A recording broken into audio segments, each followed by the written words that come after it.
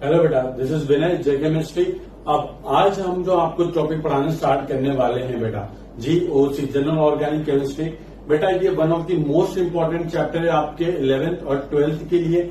क्यों? Because entrance में अगर ऑर्गेनिक से कहीं भी क्वेश्चन आएगा तो जीओसी का एप्लीकेशन उस क्वेश्चन में होगा ही होगा। मतलब कि without GOC general organic chemistry कोई क्वेश्चन फ्रेम ही नहीं हो सकता। मतलब कि ये हर एक क्वेश्चन की जान है। मतलब कि ऑर्गेनिक में जितने आप रिएक्शन पढ़ेंगे, जितनी आप प्रॉपर्टीज पढ़ेंगे, जितने आप कंपैरिजन पढ़ेंगे, जितने आप एसिड बेस की स्ट्रेंथ पढ़ेंगे, सब कुछ कहां से रिलेटेड है बेटा? जीओसी रिलेटेड है।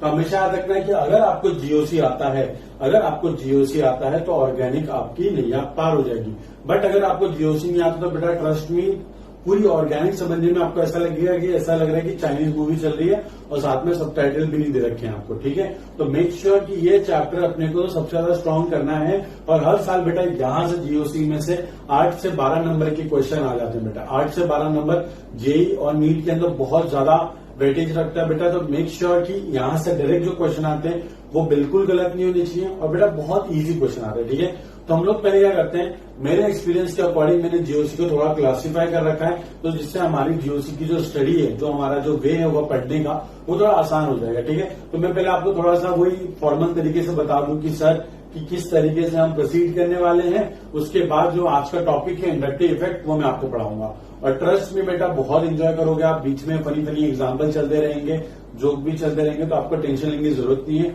बहुत आसान चैप्टर है पर बहुत ज्यादा इंपॉर्टेंट चैप्टर है। बिकॉज ये क्या है, बेस है। अगर ये आपको आता है तो आपको पूरी ऑर्गेनिक केमिस्ट्री आती है। ठीक है बेटा, तो जो मैं आपको नोट्स बनाऊंगा वैसे ही लिखना है, अपने एंड से कुछ एक्स्ट्रा ऐड करना नहीं है। तो स्टार्ट करते हैं बेटा अपना chapter GOC general organic chemistry. ठीक है बेटा, चलो लिखते हैं।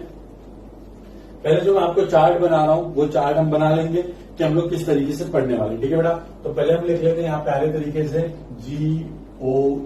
जीओसी है ना बेटा। जीओसी बोले तो जनरल ऑर्गेनिक केमिस्ट्री, वो भी लिख लेते हैं जनरल ऑर्गेनिक केमिस्ट्री। अब बात समझो बेटा, इसमें नाम ही क्या है कि मतलब कि जनरल चीजें चल रही है, मतलब कि बेसिक चीजें जिसकी जरूरत हमको पढ़ने वाली है ना बेटा, हर जगह पढ़ने वाली। मतलब कि ऑर्गेनिक में अगर आपको कुछ भी चीजें पढ़नी है तो आपको तो भाई ये चीज आनी ही चाहिए। ठीक है, तो इसको हमने 3 पार्ट में डिवाइड किया है। 3 पार्ट में जो डिवाइड किया हमने, इसको आप देख सकते हो, ब्रॉडली क्लासिफिकेशन करेंगे हम और फिर बाद में एक एक पार्ट को डिटेल में डिस्कस करेंगे। ठीक है, पहला जो पार्ट है बेटा, उसको मैंने क्या बोला है कि इलेक्ट्रॉन ट्रांसफर इफेक्ट। मतलब कि नॉर्मली अगर एक एटम से दूसरे एटम पे पार्शियल इलेक्ट्रॉन का ट्रांसफर होता है या कंप्लीटली इलेक्ट्रॉन का ट्रांसफर होता है, तो उसमें बहुत सारे इफेक्ट हैं। अब हम लोग ने क्या किया कि एक इफेक्ट है जिसके अंदर इलेक्ट्रॉन ट्रांसफर है, तो जितने भी इफेक्ट है जो इलेक्ट्रॉन ट्रांसफर के अंदर आएंगे उनको हम एक जगह पढ़ेंगे। ठीक है, तो जो पहला हमारा है उसको हम लिखेंगे इलेक्ट्रॉन डिस्प्लेसमेंट इफेक्ट। ठीक है बेटा, इलेक्ट्रॉन डिस्प्लेसमेंट इफेक्ट, जिसको हम प्यार से क्या बोल सकते हैं, EDE। ठीक है, शॉर्ट फॉर्म और कुछ नहीं। सेकेंड जो पार्ट रहेगा हमारा, इसमें हम मेनली क्या करेंगे, यहां से हर साल क्वेश्चन आते हैं एसिड और बेस की आपको स्ट्रेंथ कंपेयर करवाता है। आपने क्वेश्चन देखा, पेपर देखा हो तो देखोगे कि 4 आपको मॉलिक्यूल दे देगा, बोलेगा कि इसमें आप एसिड स्ट्रेंथ कंपेयर करो, इसमें आप बेसिक स्ट्रेंथ कंपेयर करो। ये सब मैं बेसिक से पढ़ाऊंगा, टेंशन मतलब मैं बता रहा हूं कि हम लोग किस तरीके से प्रोसीड करने वाले। अभी तो बस ये चल रहा है कि एक ब्लूप्रिंट देख रहे हैं जीओसी का कि किस तरीके से वर्कआउट करेंगे। उसके बाद जब टॉपिक स्टार्ट करेंगे ना, पूरा बेसिक से लेके चलेंगे, टेंशन मत लो। ठीक है, तो फिलहाल तो ये बस लिख लो आप एसिड बेस स्ट्रेंथ। ठीक है बेटा, जो थर्ड पार्ट है हमारा, बेटा हमारा, वो है हमारा टॉटोमर्स। देखो टॉटोमर्स क्या होते हैं सब पता चलेगा आपको, कोई दिक्कत नहीं है, सारी चीजें पता चलने वाली हैं। ठीक, अब ये जो इलेक्ट्रॉन डिस्प्लेसमेंट इफेक्ट है बेटा, जिसके अंदर इलेक्ट्रॉन का डिस्प्लेसमेंट होने वाला है, इसमें बहुत सारे इफेक्ट आते हैं। ठीक है, तो हम क्या करते हैं, पहले हम सब कुछ रफ कर देते हैं और हम लोग स्टार्ट करेंगे कहां से। आज हम लोग स्टार्ट करने वाले इलेक्ट्रॉन डिस्प्लेसमेंट इफेक्ट से। ठीक है, तो एक तो पहले आप ये 3 क्लासिफिकेशन लिख लीजिए, फिर उसके बाद में आपको इलेक्ट्रॉन डिस्प्लेसमेंट इफेक्ट का क्लासिफिकेशन लिखाता हूं कि ये इलेक्ट्रॉन डिस्प्लेसमेंट इफेक्ट के अंदर क्या क्या आता है। ठीक, तो ये पॉज करके आपको पहले छापना था। ठीक है, अगर नहीं छापा तो उसको पीछे करके कर लो, बिकॉज आपके पास पावर है कि विनय सर को आप अपने स्टाइल में नचा सकते हो कि सर आगे जाओ, सर पीछे जाओ, सर रुक जाओ, सर थोड़ा फास्ट बोलो, थोड़ा सा स्लो बोलो, सब कुछ आपके कंट्रोल में। ठीक है, वीडियो लेक्चर का ये आपको बड़ा मतलब हेल्प हो जाती है। चलो तो हम लोग पहले करते हैं इलेक्ट्रॉन डिस्प्लेसमेंट इफेक्ट को हम लोग क्लासीफाई करते हैं कि कितने टाइप के होते हैं। ठीक है, तो जो हमारा इलेक्ट्रॉन डिस्प्लेसमेंट इफेक्ट है बेटा, उसको हमने दो टाइप में क्लासीफाई किया है। कौन से टाइप में बेटा? दो टाइप में। अब एक बात समझो बेटा कि अगर एक एटम या एक मॉलिक्यूल में से कहीं इलेक्ट्रॉन जा रहा है, ठीक है, अब वो इलेक्ट्रॉन क्या हो सकता है, वो हमेशा के लिए चले जाए या फिर वो इलेक्ट्रॉन थोड़े टाइम के लिए चले जाए, मतलब कि वो परमानेंट ट्रांसफर भी हो सकता है, परमानेंट डिस्प्लेसमेंट भी हो सकता है, या फिर वो टेम्पररी डिस्प्लेसमेंट भी हो सकता है। बस इसी बेसिस पे हमने इसको दो बार क्लासीफाई कर दिया है। एक है हमारा परमानेंट, जो कि बहुत ज्यादा इंपॉर्टेंट है बेटा, लिख देना, ये बहुत इंपॉर्टेंट है हमारे एग्जाम के लिए परमानेंट वाला। टेम्पररी वाला उतना नहीं, बट स्टिल ये रिएक्शन में काम आएगा। ठीक बेटा, ये टेम्पररी। तो एक डिस्प्लेसमेंट जो कि परमानेंट होगा नेचर के अंदर, एक डिस्प्लेसमेंट जो कि क्या होगा, टेम्पररी होगा नेचर के अंदर। अब एक बात समझो, जो परमानेंट है उसके अंदर जो टॉपिक हमको पढ़ने हैं, जो अभी फिलहाल ब्लू प्रिंट ही चल रहा है, ठीक है, टेंशन लेने की जरूरत नहीं है। जो पहला पढ़ेंगे हम वो पढ़ेंगे बेटा इंडक्टिव इफेक्ट। क्या पढ़ेंगे बेटा? इंडक्टिव इफेक्ट, जो आज का हमारा टॉपिक भी है, जिसको हम लोग आई इफेक्ट के नाम से भी जानते हैं। किसके नाम से जानते हैं बेटा? आई इफेक्ट के नाम से। ठीक है, बहुत सिंपल है, बड़ा मजा आने वाला है ये टॉपिक पढ़ने में। सेकंड जो होगा हमारा वो है हमारा रेजोनेंस। और रेजोनेंस क्लासेस वाला रेजोनेंस नहीं बेटा, ठीक है, ये रेजोनेंस इफेक्ट का नाम है। अब रेजोनेंस हमारा फिजिक्स में भी होता है, पर केमिस्ट्री में जो रेजोनेंस है वो उससे बिल्कुल अलग है। ठीक है, तो रिलेट करने की बिल्कुल कोशिश मत करना। रेजोनेंस के अंदर बहुत सारी चीजें हम पढ़ेंगे, पर पहले हम आज इंडक्टिव इफेक्ट पर कॉन्सेंट्रेट किया। पर मैं आपको सब कुछ बता दूं कि क्या क्या है इसमें। एक और है बेटा, वो है बेटा इंडक्टोमेट्री, सॉरी हाइपर कॉन्जुगेशन। क्या बेटा? Hyper conjugation.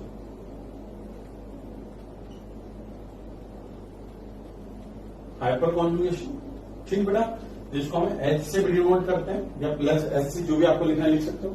टेम्पररी के अंदर हमको दो टॉपिक पढ़ने हैं, वो दो टॉपिक के अंदर भी बहुत सारे टॉपिक है। ये तो बस एक ब्लू प्रिंट है, ठीक है, टेंशन लेने की जरूरत नहीं है। ये पहला पढ़ेंगे जो है हमारा इलेक्ट्रोमैग्नेटिक इफेक्ट।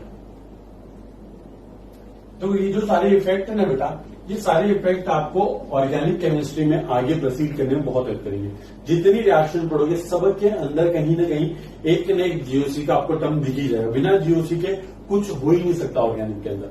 तो मेक श्योर बेटा ये वाला चैप्टर तो बहुत अच्छे से आना चाहिए। जनरल है ना, बेस इतना स्ट्रांग कर लो बेटा, 11th और 12th के जितने ऑर्गेनिक के टॉपिक है सारे हो जाएंगे कवर, और इतना आसान लगेगा ऑर्गेनिक आपको कि बच्चों का खेल है। बट मेक श्योर अगर आपको ये लैंग्वेज समझ में नहीं आई तो वही ये बेटा जापानीज मूवी देखोगे विदाउट सबटाइटल तो सब ऊपर से जाएगा। वैसे ही अगर जीओसी नहीं आती और ऑर्गेनिक पढ़ना चाहते हो तो समझ जाओ बहुत गलती कर रहे हो, कुछ समझ नहीं आएगा। बट अगर जीओसी आती है तो आप पूरी ऑर्गेनिक ऐसे चट डालोगे, मतलब उसको आराम से पढ़ डालोगे, कोई फर्क नहीं पड़ेगा। ठीक है, तो मेक श्योर कि ये बहुत प्यार तरीके से स्लोली पढ़ेंगे, सारी चीज को बहुत डिटेल में पढ़ेंगे, बट हमको एक भी चीज छोड़ना नहीं है। जहां पर भी अगर आपको डाउट आता है तो आपको सीधा मुझे व्हाट्सअप करना है या फिर सीधा कॉल करना है कि सर ये चीज समझ में नहीं है। ठीक है, तो पहला इलेक्ट्रोमैग्नेटिक इफेक्ट है बेटा, और दूसरा हम पढ़ेंगे इंडक्टोमेट्री इफेक्ट। इंडक्टोमेट्रिक इफेक्ट, ठीक है, इंडक्टोमेट्रिक इफेक्ट एंड इलेक्ट्रोमैग्नेटिक इफेक्ट। अब ये सब क्या होता है एक ही करके देखेंगे। और आज का जो टॉपिक है, जो हमारा आज का टॉपिक है इंडक्टिव इफेक्ट, उसको स्टार्ट करते हैं। तो ये सबको हटाओ और आपने सीधे इस पे आ जाते हैं आज के टॉपिक पे। देखो बेटा, कॉन्सेप्ट कुछ ऐसा है कि मैं आपको पूरा सब कुछ पहले एक्सप्लेन करूंगा, सारा कुछ एक्सप्लेन करूंगा, और जब मैं आपको लिखने के लिए कहूंगा मैं प्रॉपर तरीके से लिखूंगा भी। यहाँ पे तो जब मैं आपको बोलूंगा कि इसको लिखो तब वो पार्ट आपको लिखना है। अपने एंड से कुछ भी भर मत लेना, बिकॉज क्या है कि आप लोग अगर अपनी लैंग्वेज में लिखना स्टार्ट करते हो ना तो क्या होता है कि आप ना किसी चीज को कोई और लैंग्वेज में लिखते हो, फिर उसका कुछ और मतलब निकलता है। फिर एक साल बाद जब आप नोट्स पढ़ते हो तो फिर आप बोलते हो विनय सर आपने तो ऐसा लिखवाया था, बट विनय सर ने तो वो लिखवाया ही नहीं था। समझ में आ रहा है? तो आपको वही लिखना है जो मैं बोलूंगा लिखने के लिए। ठीक है, अपने नोट्स मेरे अकॉर्डिंग बनाओगे तो आपको पढ़ने में बहुत हेल्प हो जाएगी। ठीक है, तो स्टार्ट करते हैं हमारा आज का टॉपिक इंडक्टिव इफेक्ट, जिसको हम लोग आई इफेक्ट के नाम से भी जानते हैं। हम लोग पहले हेडिंग डाल देते हैं पहले तरीके से, इंडक्टिव इफेक्ट बेटा। ठीक है, एक बात याद रखो बेटा, इंडक्टिव इफेक्ट क्या होता है पहले तो याद रख लो। इसको आई से डिनोट करते हैं, ठीक, और इसको हम आई इफेक्ट भी बोलते हैं। अब एक बात समझो, ये आई इफेक्ट ये सब क्या है, इफेक्ट का मतलब क्या होता है? फर्स्ट ऑफ ऑल मतलब कुछ हो रहा होगा किसी चीज की वजह से, कुछ और डिस्टर्बेंस या कुछ तो चेंजेस आ रहे होंगे मॉलिक्यूल के अंदर। बस आपको एक सिंपल एग्जांपल देता हूं, चलो एग्जांपल से स्टार्ट करते हैं अपना वही फनी वाला एग्जांपल। ठीक, सपोज यहां पे आपके पास इस तरीके से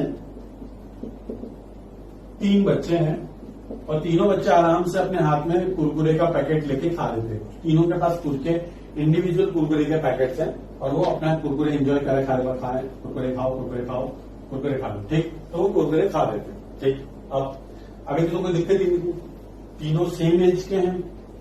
तीनों क्या है बेटा, एक जैसे मान लो कि ट्विंस होते हैं ना, तो ये ट्विंस है मान लो, मतलब तीनों एक जैसे दिखते हैं, एक जैसी एनर्जी है, एक जैसी बॉडी, मतलब पूरा सब कुछ एक जैसे है, एक ही टाइम पे पैदा हुए थे, सेम एज है, सेम कलर है, सेम हाइट है, सेम बॉडी है, सब कुछ है। अब तो क्या होगा, क्या ये बंदा ऐसी कुरकुरे छीनेगा? नहीं छीन सकता। क्यों? क्योंकि जिसकी जितनी पावर है उतनी इसकी पावर है।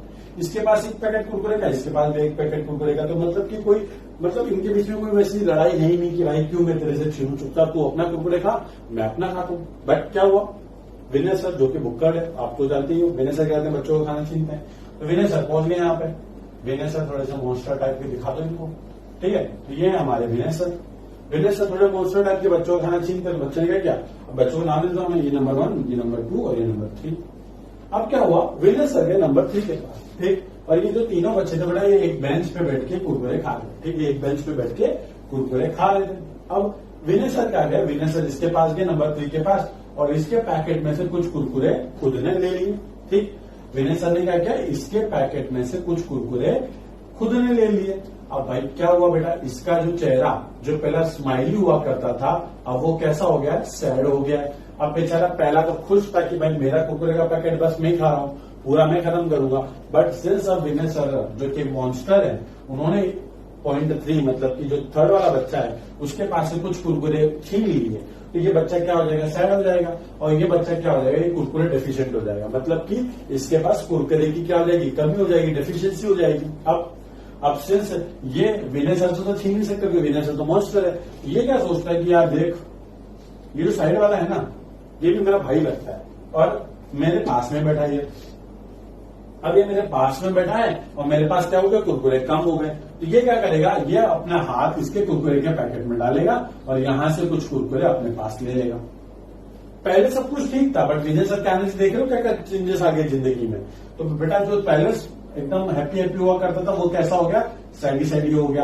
अब वो बोला भाई साहब मेरे तो कुरकुरे जाने लग गए, मेरा कुरकुरे ये 3 वाला उठा रहा है, तो अब क्या होगा बेटा, अभी 2 वाला बोलेगा क्या, मैं क्यों चुप बैठा हूं, मैं काम करूंगा, मैं 1 वाले में से कुछ कुरकुरे ले लूंगा। तो बेटा अब क्या हो रहा है कि ये जो 2 वाला है 1 वाले में से ले रहा है, तो 1 पहले हैप्पी हुआ करता था, अब वो क्या हो गया, वो सैडी सैडी हो गया। मतलब क्या हुआ, ये सारी कहानी कहां से स्टार्ट हुई बेटा, विनय सर के इस पर्टिकुलर आदमी या इस बच्चे के पास से कुरकुरे लेने की वजह से। अगर विनय सर नहीं थे तो तीनों चुपचाप अपना अपना कुरकुरे खा रहे थे और कोई एक दूसरे के कुरकुरे को छीन ही नहीं रहा था। मतलब इस विनय सर के आने की वजह से सारी ये प्रॉब्लम, फसाद की जड़ कौन है, विनय सर है ना बेटा, जो कि यहाँ पे खड़े हैं। तो क्या होगा कि इनको अगर मैं हटा दूं यहाँ से तो सारी चीजें ठीक हो जाएंगी, बट इन्हीं के आने की वजह से तो ये सारी चीजें हो रही है। बस इसी चीज को हम रिलेट करते हैं, हम केमिस्ट्री करने। ठीक है बेटा, चलो अब रिलेट करते हैं इसको। रिलेट करने के लिए उसको मिटाने की जरूरत नहीं, अपन उसको रहने देते हैं, अच्छा वाला मस्त डायग्राम बन जाए। यहाँ पे थोड़ा सपोज आपके पास एक कार्बन का कंपाउंड है जिसमें इस तरीके से कार्बन क्या है, एक दूसरे से अटैच है। क्या बेटा, कार्बन एक दूसरे से क्या है, अटैच है। कार्बन कार्बन से अटैच है, carbon carbon carbon carbon carbon carbon carbon carbon. मतलब कि यहाँ पे जो भी आइटम अटैच है, जो भी आइटम अटैच है, सारे क्या कार्बन है। और सारे कार्बन है मतलब क्या, सारे कार्बन का atomic number same, atomic charge same, उसका न्यूक्लियस में इलेक्ट्रॉन सेम, प्रोटॉन सेम, सब कुछ सेम, उसका एटॉम का साइज सेम है, उसके इलेक्ट्रॉन को खींचने की पावर सेम है, सब कुछ सेम। ठीक है, तो मतलब एक बात बताओ बेटा, ये जो बॉन्ड है इसको हम क्या बोलते हैं बेटा, बॉन्ड। इस बॉन्ड का मतलब क्या होता है, इलेक्ट्रॉन होता है। ठीक है, मतलब यहाँ पे क्या होगा, एक इलेक्ट्रॉन का क्लाउड होगा। इलेक्ट्रॉन मतलब इलेक्ट्रॉन का क्लाउड। अब देखो बेटा, यहाँ पे इलेक्ट्रॉन क्लाउड है, यहाँ पे भी इलेक्ट्रॉन क्लाउड है, यहाँ पे भी इलेक्ट्रॉन क्लाउड है, यहाँ पे भी है, यहाँ पे भी।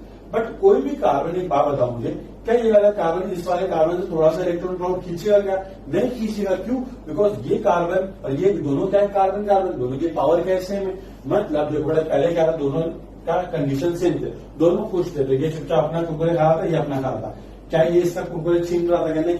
मतलब ऐसे कार्बन कार्बन तो बेटा सेम एटम है, दोनों की इलेक्ट्रोनेगेटिविटी क्या है बेटा, सेम। अब इलेक्ट्रोनेगेटिविटी का मतलब क्या होता है आप लोग पूछोगे, सर इलेक्ट्रोनेगेटिविटी का मतलब यह होता है कि सपोज ए ने एक इलेक्ट्रॉन दिए और बी ने एक इलेक्ट्रॉन दिया और दोनों ने मिलकर एक बनाया क्या, कोवेलेंट बॉन्ड।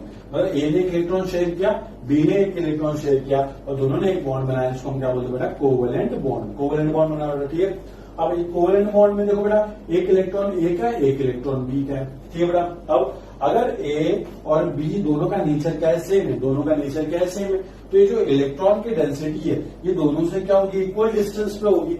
बट सपोज क्या हुआ, रात में आके भगवान ने बी को थोड़ी सी पावर दे दी कि भाई मैं तो शक्ति देता हूं कि तू इलेक्ट्रॉन को अपनी तरफ खींच सकता है। तो क्या हुआ कि उस दिन के बाद से बी बन गया बी डैश, और बी डैश बनते उसके पास क्या आ गई, पावर आ गई। और पावर आते ही वो क्या करने लगा, सिंस बी और ए की तो पावर सेम थी, बट अब बी डैश के बाद एक्स्ट्रा पावर आ चुकी है, जिसकी वजह से वो क्या करेगा, इलेक्ट्रॉन को अपनी तरफ खींचेगा, है ना बेटा। इलेक्ट्रॉन को अपनी तरफ खींचेगा, किसको खींचेगा बेटा, शेयर्ड पैड ऑफ इलेक्ट्रॉन को अपनी तरफ खींचेगा, ठीक है बेटा।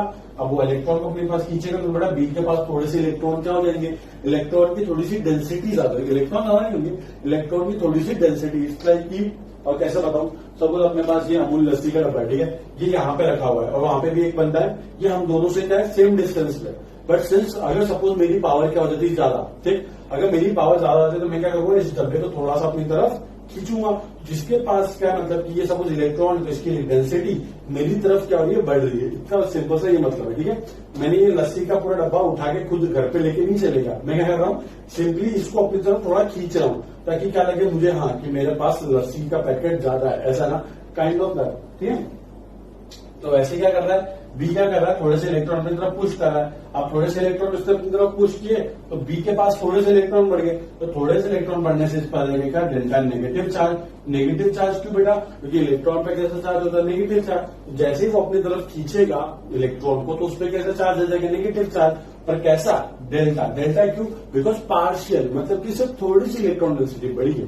अब सिंस ए के पास से इलेक्ट्रॉन दूर जा रहे हैं, मतलब ए के पास इलेक्ट्रॉन कम हो रहे हैं, तो कोई भी आइटम जब इलेक्ट्रॉन लॉस करता है तो उस पर चार्ज क्या आता है, पॉजिटिव चार्ज। तो पॉजिटिव चार्ज पे इस पर डेल्टा नेगेटिव, इस पे क्या आएगा, डेल्टा पॉजिटिव। पॉजिटिव क्यों बेटा, क्योंकि इसके पास इलेक्ट्रॉन कम हो गए, इसके पास इलेक्ट्रॉन ज्यादा हो गए। बस इसी प्रॉपर्टी ऑफ बी को हम क्या कहते हैं, इलेक्ट्रोनेगेटिविटी। इलेक्ट्रोनेगेटिविटी की टेक्निकल डेफिनेशन क्या बेटा, it is a tendency of an atom to pull the shared pair of electron towards itself. मतलब कि जो शेड पेड ऑफ इलेक्ट्रॉन था, अगर एक एटम उसको अपनी तरफ खींचता है, उस इलेक्ट्रॉन डेंसिटी को अपनी तरफ खींचता है, तो उस प्रॉपर्टी को हम क्या बोलते हैं बेटा, इलेक्ट्रोनेगेटिविटी। और जो एलिमेंट जो एक प्रॉपर्टी शो करता है उसको हम क्या बोलते हैं बेटा, इलेक्ट्रोनेगेटिव एलिमेंट। सिंपल सी बात है, समझ में आता है, ठीक है। तो देखो अब सिंस सारे के सारे क्या है, कार्बन आइटम है, अगर सारे कार्बन आइटम है तो सबकी इलेक्ट्रोनेगेटिविटी क्या होगी, सेम होगी। अगर बेटा इन सबकी इलेक्ट्रोनेगेटिविटी सेम है, मतलब इन सबकी पावर सेम है, तो क्या कोई कार्बन किसी दूसरे कार्बन से इलेक्ट्रॉन की तरफ पुल करेगा क्या, नहीं करेगा। Very good. बट सारी चीजें इतनी स्मूथ कैसे चलेंगी, जैसे कि पहले तो तीनों आराम से बैठ के खा रहे थे, बट जैसे ही वीनस सर आ गए चीजें बिगड़ गई। वैसे ही यहाँ पे अगर सारे कार्बन आइटम है तो चीजें बहुत आराम से चल रही हैं, बट अगर सारे कार्बन आइटम को छोड़ के यहाँ पे मैं एक एटम लगा दूं, कौन सा एटम लगा दूं बेटा, फ्लोरीन लगा दूं। फ्लोरीन जो कि आप जानते हो सबसे मोस्ट इलेक्ट्रोनेगेटिव एटम है बेटा। अब ये इलेक्ट्रोनेगेटिव मोस्ट क्यों है, ये बहुत सिंपल सी बात है, क्योंकि याद रखना है कि फ्लोरीन का साइज क्या होता है, छोटा होता है, ठीक। और इस क्या होता है बेटा, लेफ्ट मोस्ट साइड होता है, इसकी टेंडेंसी क्या होती है, इलेक्ट्रॉन को अपनी तरफ खींचने की। अब ऐसा मत बोलना कि सर हाइड्रोजन का साइज तो सबसे छोटा होता है, तो सबसे ज्यादा इलेक्ट्रोनेगेटिव ये होता है, ठीक है। अब फ्लोरीन के अंदर उसके साइज के कंपेयर में उसके न्यूक्लियस में प्रोटॉन्स भी ज्यादा होते हैं, ठीक है। तो याद रखना है कि फ्लोरीन का सबसे मोस्ट इलेक्ट्रोनेगेटिव एटम हमारे पीरियोडिक टेबल का। तो फ्लोरीन क्या करेगा, फ्लोरीन जैसे आगे मतलब ये विनस सर है और ये बच्चे लोग जो कुरकुरे खा रहे थे, तो फ्लोरीन क्या करेगा बेटा, फ्लोरीन आ जाएगा यहाँ पे और क्या करेगा, छीनना स्टार्ट करेगा। तो फ्लोरीन क्या करेगा, पहले ये जो शेयर्ड बॉन्ड है, ये जो बॉन्ड है इसमें से थोड़ी इलेक्ट्रॉन डेंसिटी क्या करेगा, अपनी तरफ खींचेगा, अपनी तरफ खींचा, ठीक। तो जैसे इसने इस कार्बन से थोड़ी सी इलेक्ट्रॉन डेंसिटी खींची तो फ्लोरीन पे क्या आएगा बेटा, डेल्टा नेगेटिव चार्ज, और इस पे क्या आएगा बेटा, डेल्टा पॉजिटिव चार्ज। इसको 1 देता हूं, डेल्टा 1 पॉजिटिव चार्ज, ठीक। अब ये कार्बन क्या होगा, ये कार्बन इलेक्ट्रॉन डेफिशिएंट, मतलब ये तो साइड सा होगा, तो ये साइड वाले ये क्या करता है, अपने साइड वाले से कुरकुरे छीन रहा था, तो वैसे ये कार्बन क्या करेगा, अपने साइड वाले से ये जो बॉन्ड पेयर है, ये जो सिग्मा बॉन्ड पेयर है, इसके इलेक्ट्रॉन थोड़े से अपनी तरफ खींचेगा, है ना बेटा। तो इस कार्बन पे भी क्या आ जाएगा, डेल्टा 2 पॉजिटिव आ जाएगा, समझ में आ रहा है। वैसे ही इस कार्बन वापस से देखो बेटा, ये इसने इससे छीना तो ये साइड ही हो गया, तो ये क्या करता है साइड से छीनेगा। वैसे देखो ये इससे छीनेगा तो यहां से इलेक्ट्रॉन डेंसिटी वापस से यहाँ जा रही है, तो इसमें क्या देखो डेल्टा 3 पॉजिटिव, समझ में आ रहा है। फिर क्या होगा, ये इससे छीनेगा, मतलब इससे छीनेगा तो डेल्टा 4 पॉजिटिव। तो इस तरीके से क्या हो रहा है कि यहाँ पे चार्ज का सेपरेशन हो रहा है। चार्ज का सेपरेशन का मतलब क्या होता है कि पहले जो बॉन्ड के ऊपर कोई चार्जेस नहीं थे, क्या नहीं थे बेटा, कोई चार्जेस। अगर बेटा कार्बन कार्बन के बीच में बॉन्ड है तो कोई पॉजिटिव और नेगेटिव चार्ज तो हो ही नहीं सकता। पॉजिटिव नेगेटिव चार्ज कब आता है, जब इलेक्ट्रॉन का थोड़ा सा डिस्प्लेसमेंट हो, है ना बेटा। अब जब तक इलेक्ट्रॉन का डिस्प्लेसमेंट नहीं होगा तो delta positive delta negative create नहीं होगा, मतलब चार्ज का सेपरेशन होगा ही। बट जैसे फ्लोरीन अटैच हो गया, जैसे एक इलेक्ट्रोनेगेटिव आइटम हमने कार्बन चेन से अटैच कर दी, तो इस पर्टिकुलर कार्बन चेन के अंदर क्या हो गया, चार्ज का सेपरेशन हो गया। क्या होगा बेटा, चार्ज का सेपरेशन हो गया, ठीक है बेटा। और इसी इफेक्ट को हम क्या बोलते हैं बेटा, इंडक्टिव इफेक्ट बोलते हैं। क्या बोलते बेटा, इंडक्टिव इफेक्ट बोलते हैं, ठीक है बात समझ में आ रहा है आपको। इंडक्टिव इफेक्ट क्या है कि एक आइटम अटैच होगा जो कि करेगा एक कार्बन चेन के अंदर चार्ज का सेपरेशन कर देगा। वो भी देखो बेटा, आप देख सकते हो चार्ज का सेपरेशन का होना बेटा एक ही डायरेक्शन के अंदर होना, हमेशा याद रखना। और एक बात पूछो बेटा, अगर मैं आपसे पूछूं कि सबसे ज्यादा कुरकुरे किसके पास से गए होंगे, अगर मैं आपको एग्जांपल दूं और मैं पूछूं सबसे ज्यादा कुरकुरे किसके पास से गए होंगे, तो बहुत सिंपल सी बात है। देखो बेटा, ये जो बंदा है, जो मॉन्स्टर है, वेनेसर है, ये किसके साथ डायरेक्टली फेस ऑफ कर रहा है, ये थर्ड वाले के साथ। तो सबसे ज्यादा इफेक्ट मतलब इस बंदे का, इस गंदे इंसान का, वेनेसर का सबसे ज्यादा इफेक्ट कहाँ आने वाला है, 3 के पास, को गेट डायरेक्टली अटैच है इसके साथ, है ना। फिर इससे यहाँ पे जब ये इससे इलेक्ट्रॉन मतलब कुरकुरे छीन रहा होगा तो वो क्या होगा, उतना नहीं छीनेगा। सपोज मानते हैं कि इसने इससे 10 कुरकुरे के पीसेस छीन लिए, तो ये सेट हो गया, तो ये इससे क्या करेगा, ये सिर्फ 8 पीसेस छीनेगा और ये इससे क्या होगा, सिर्फ 6 पीसेस छीनेगा। मतलब इस लाइक की, मतलब हम लोग थप्पड़ गेम खेल रहे हैं, मैंने एक को थप्पड़ मारा, उसने दूसरे को थप्पड़ मारा, उसने तीसरे को थप्पड़ मारा, तो क्या हो रहा है, थप्पड़ मारने की जो इंटेंसिटी हो क्या हो रही है, कम होती जा रही है, ठीक है। तो हमेशा याद रखना कि सबसे ज्यादा इम्पैक्ट कहां क्रिएट होता है, कार्बन नंबर 1 के ऊपर, उसके बाद कार्बन नंबर 2, उसके बाद कार्बन नंबर 3, उसके बाद कार्बन नंबर 4। मतलब धीरे धीरे इम्पैक्ट क्या हो जाएगा, कम होते चले जाएगा। और हमेशा याद रखना कि इंडक्टिव इफेक्ट कहां तक ऑब्जर्व होता है बेटा, 1, 2, 3, 4, सिर्फ 4 कार्बन तक हम इसको कंसिडर करते हैं, क्योंकि उसके बाद क्या हो जाता है, नेग्लिजिबल हो जाता है। इसलिए कि देखो बेटा, इसने 8 छीने, इसने कितने छीने, इसने 6 छीने, फिर उसके बाद 5 कुरकुरे छीने, फिर 4 कुरकुरे, फिर 3 कुरकुरे कोई छीनेगा, फिर कोई 2, फिर कोई 1, फिर क्या बोलेगा, कोई कुरकुरे क्या बस मसाला से टच कर लिया, बोला कि सर मसाला टच कर लिया।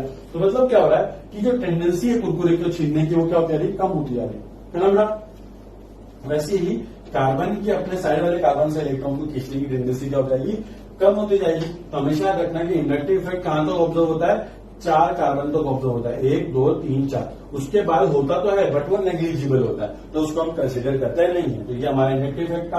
अब इंडक्टिव इफेक्ट के 2 टाइप होते हैं, कौन कौन से टाइप होते हैं बेटा, प्लस आई इफेक्ट और माइनस आई इफेक्ट। मतलब आप देख सकते हो कि यहाँ पे ये बंदा क्या कर रहा है, कुरकुरे छीन रहा है ना, पर छीन रहा है मतलब विड्रॉ कर रहा है।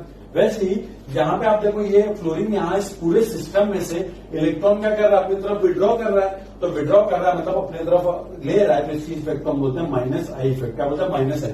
माइनस का मतलब क्या, कम करना। तो ये जो इफेक्ट है इंडक्टिव इफेक्ट, इसको क्या बोलते हैं मैडम, माइनस आई इफेक्ट, ठीक है। इंडक्टिव इफेक्ट है सब टाइप है माइनस आई इफेक्ट। सपोज वेनेसर यहाँ पे मॉन्स्टर नहीं, अच्छे इंसान है, तो अच्छे इंसान क्या करेगा, इलेक्ट्रॉन देगा, मतलब कुरकुरे देगा।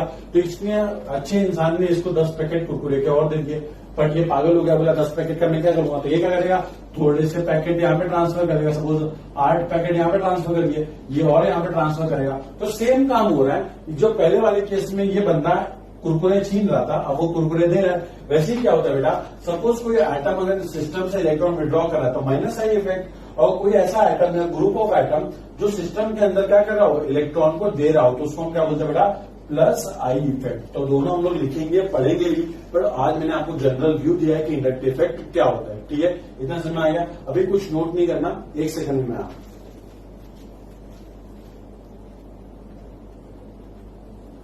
ठीक है। तो आज का लेक्चर हम यहीं पे खत्म करेंगे, क्योंकि नेक्स्ट लेक्चर में मैं आपको लिखवाऊंगा प्रॉपर तरीके से इंडक्टिव इफेक्ट, प्लस आई, माइनस आई, ऑर्डर, फिर उस पर बेस्ड क्वेश्चन, ठीक है। अब मैं क्वेश्चन आपको ग्रुप में नहीं सेंड करूंगा, आपको सारे क्वेश्चन में सेंड करूंगा यहीं पे। मतलब हम क्लासेस के अंदर ही क्वेश्चन सॉल्व करने वाले हैं। आपको क्वेश्चन पॉज करके खुद अटेम्प्ट करना है, फिर सोल्यूशन देना है, ठीक है।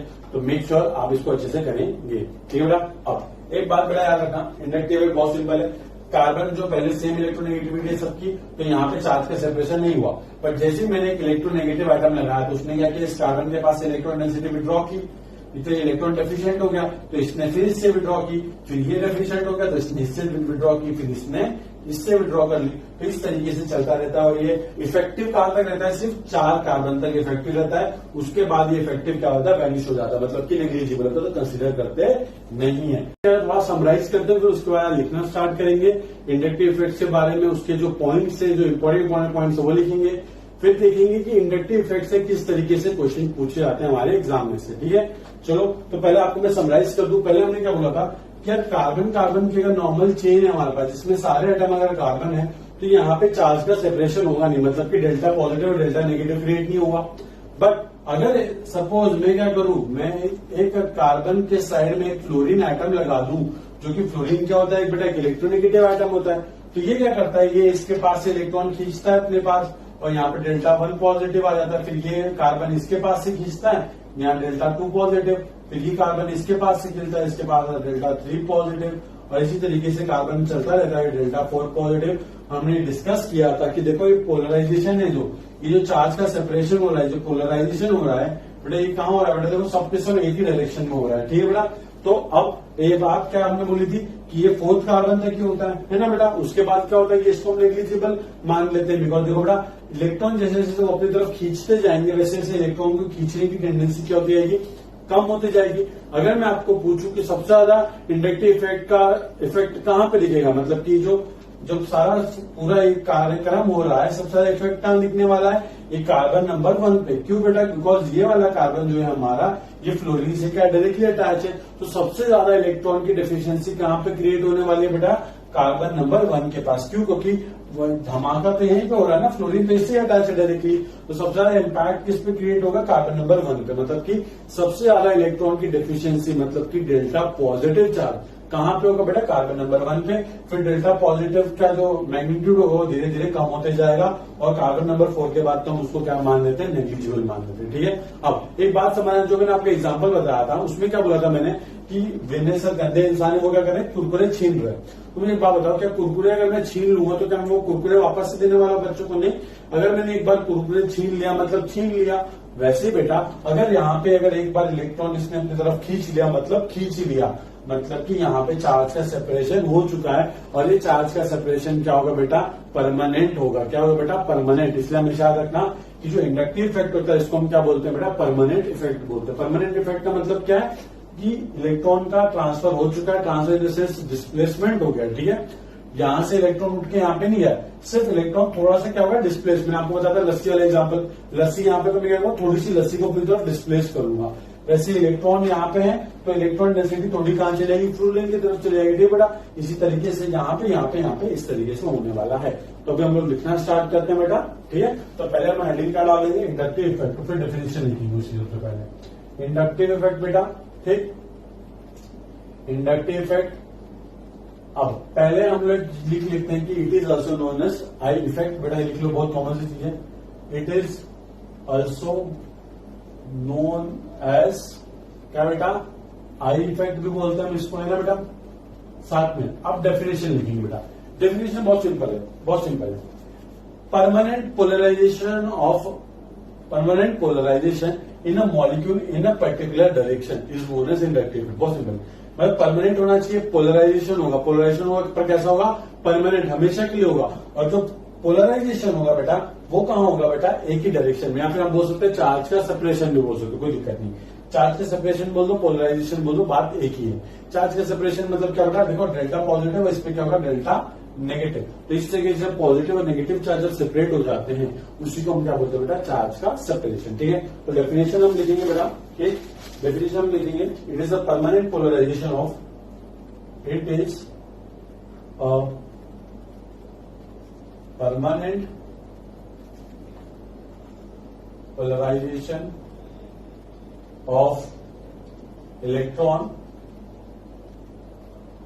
in a molecule in one direction। ठीक, मॉलिक्यूल के अंदर परमानेंट पोलराइजेशन होने वाला है, मतलब हमेशा के लिए चार्ज का सेपरेशन हो गया, और वो चार्ज का सेपरेशन मॉलिक्यूल में होगा, वो कहाँ होगा बेटा, सिर्फ एक ही डायरेक्शन में होने वाला है। तो लिखेंगे it is a permanent polarisation of electron in a molecule in one direction only. यहाँ पे ओनली भी लिख दो, थोड़ा और अच्छा लगेगा सुनने में। ठीक बेटा, अब इसके बाद आप एग्जाम्पल लिखा देंगे इस तरीके से। यहां पे लिखना आपको, नो चार्ज सेपरेशन बिकॉज, क्यों बेटा चार्ज का सेपरेशन यहां पे क्यों नहीं हो सकता, बिकॉज सब क्या है, सेम एटम है, सबकी सब कार्बन है, तो सबकी इलेक्ट्रोनेगेटिविटी क्या होगी, सेम, मतलब कि सबकी इलेक्ट्रॉन को खींचने की पावर क्या है, सेम है, ऑब्वियसली बात है।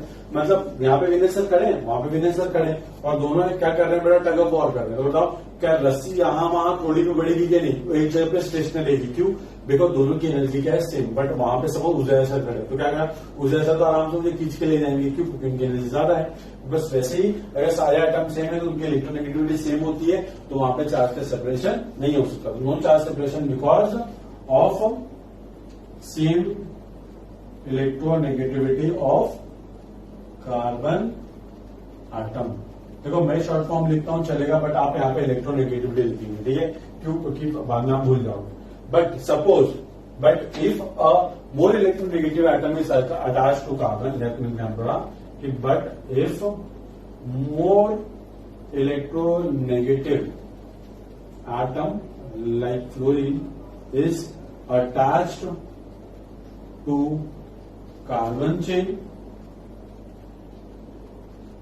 then अगर अटैच हो जाता है उसके बाद क्या बेटा, उसके बाद आप देखना इस तरीके से स्ट्रक्चर बना दूंगा, carbon carbon carbon carbon carbon 2 4 5 और एक और कार्बन, यहाँ पर फ्लोरीन आइटम अटैच कर देंगे, ठीक है। ये क्या बेटा लिख देना पड़ेगा, ये इलेक्ट्रोनेगेटिव आइटम, और इलेक्ट्रोनेगेटिव आइटम क्या होता है हम सब जानते हैं, electronegative atom shared pair of electron को अपनी तरफ खींचता है। देखो तो इस तरीके से दिखाना, इलेक्ट्रॉन यहाँ पर मूव हो रहे हैं, ठीक। इसको दिखाने का और भी तरीका है, वो जो आपको दिखा दूंगा, आपको इस तरीके से दिखाया जाता है, वो इस तरीके से दिखाया जाता है। देखो इस तरीके से एरो बनाते हैं, इस एरो का मतलब क्या है, थोड़े से इलेक्ट्रॉन वहां ट्रांसफर हो रहे हैं।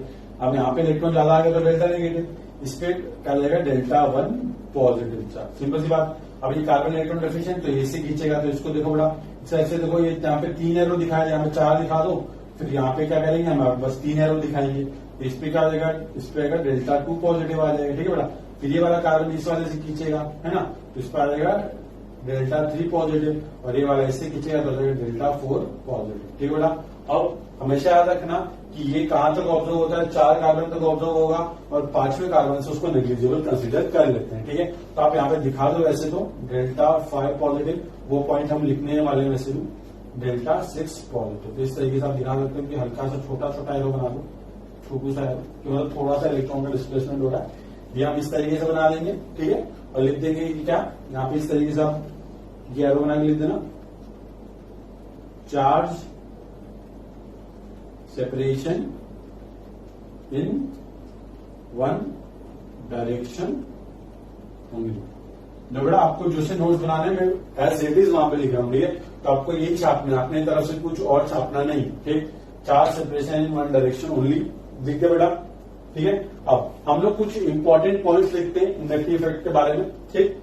और आप सब जानते हो कि सिंस यहाँ इस वाले सिस्टम में फ्लोरीन इलेक्ट्रॉन को क्या कर रहा है, विड्रॉ कर रहा है, तो ये कौन सा एग्जांपल है बेटा, इंडक्टिव इफेक्ट का माइनस आई इफेक्ट, मतलब कि इंडक्टिव इफेक्ट में जो माइनस आई इफेक्ट है उसका एग्जांपल है। अगर यहाँ पे कोई ऐसा आइटम है जो इलेक्ट्रॉन दे तो क्या करेगा बेटा, प्लस आई इफेक्ट, ठीक है। तो पहले हम इंडक्टिव इफेक्ट पूरा कंप्लीट कर लेते हैं। अब इसको यहाँ पे हटा के, यहाँ पे एक काम करो, उसको पॉज करके पहले छाप लो, मैं यहीं पे लूंगा, वहां पे एक्सप्लेन करूंगा, ठीक है। जल्दी से छाप लो उसको पॉज करके, ठीक है, मैं रफ कर रहा हूँ।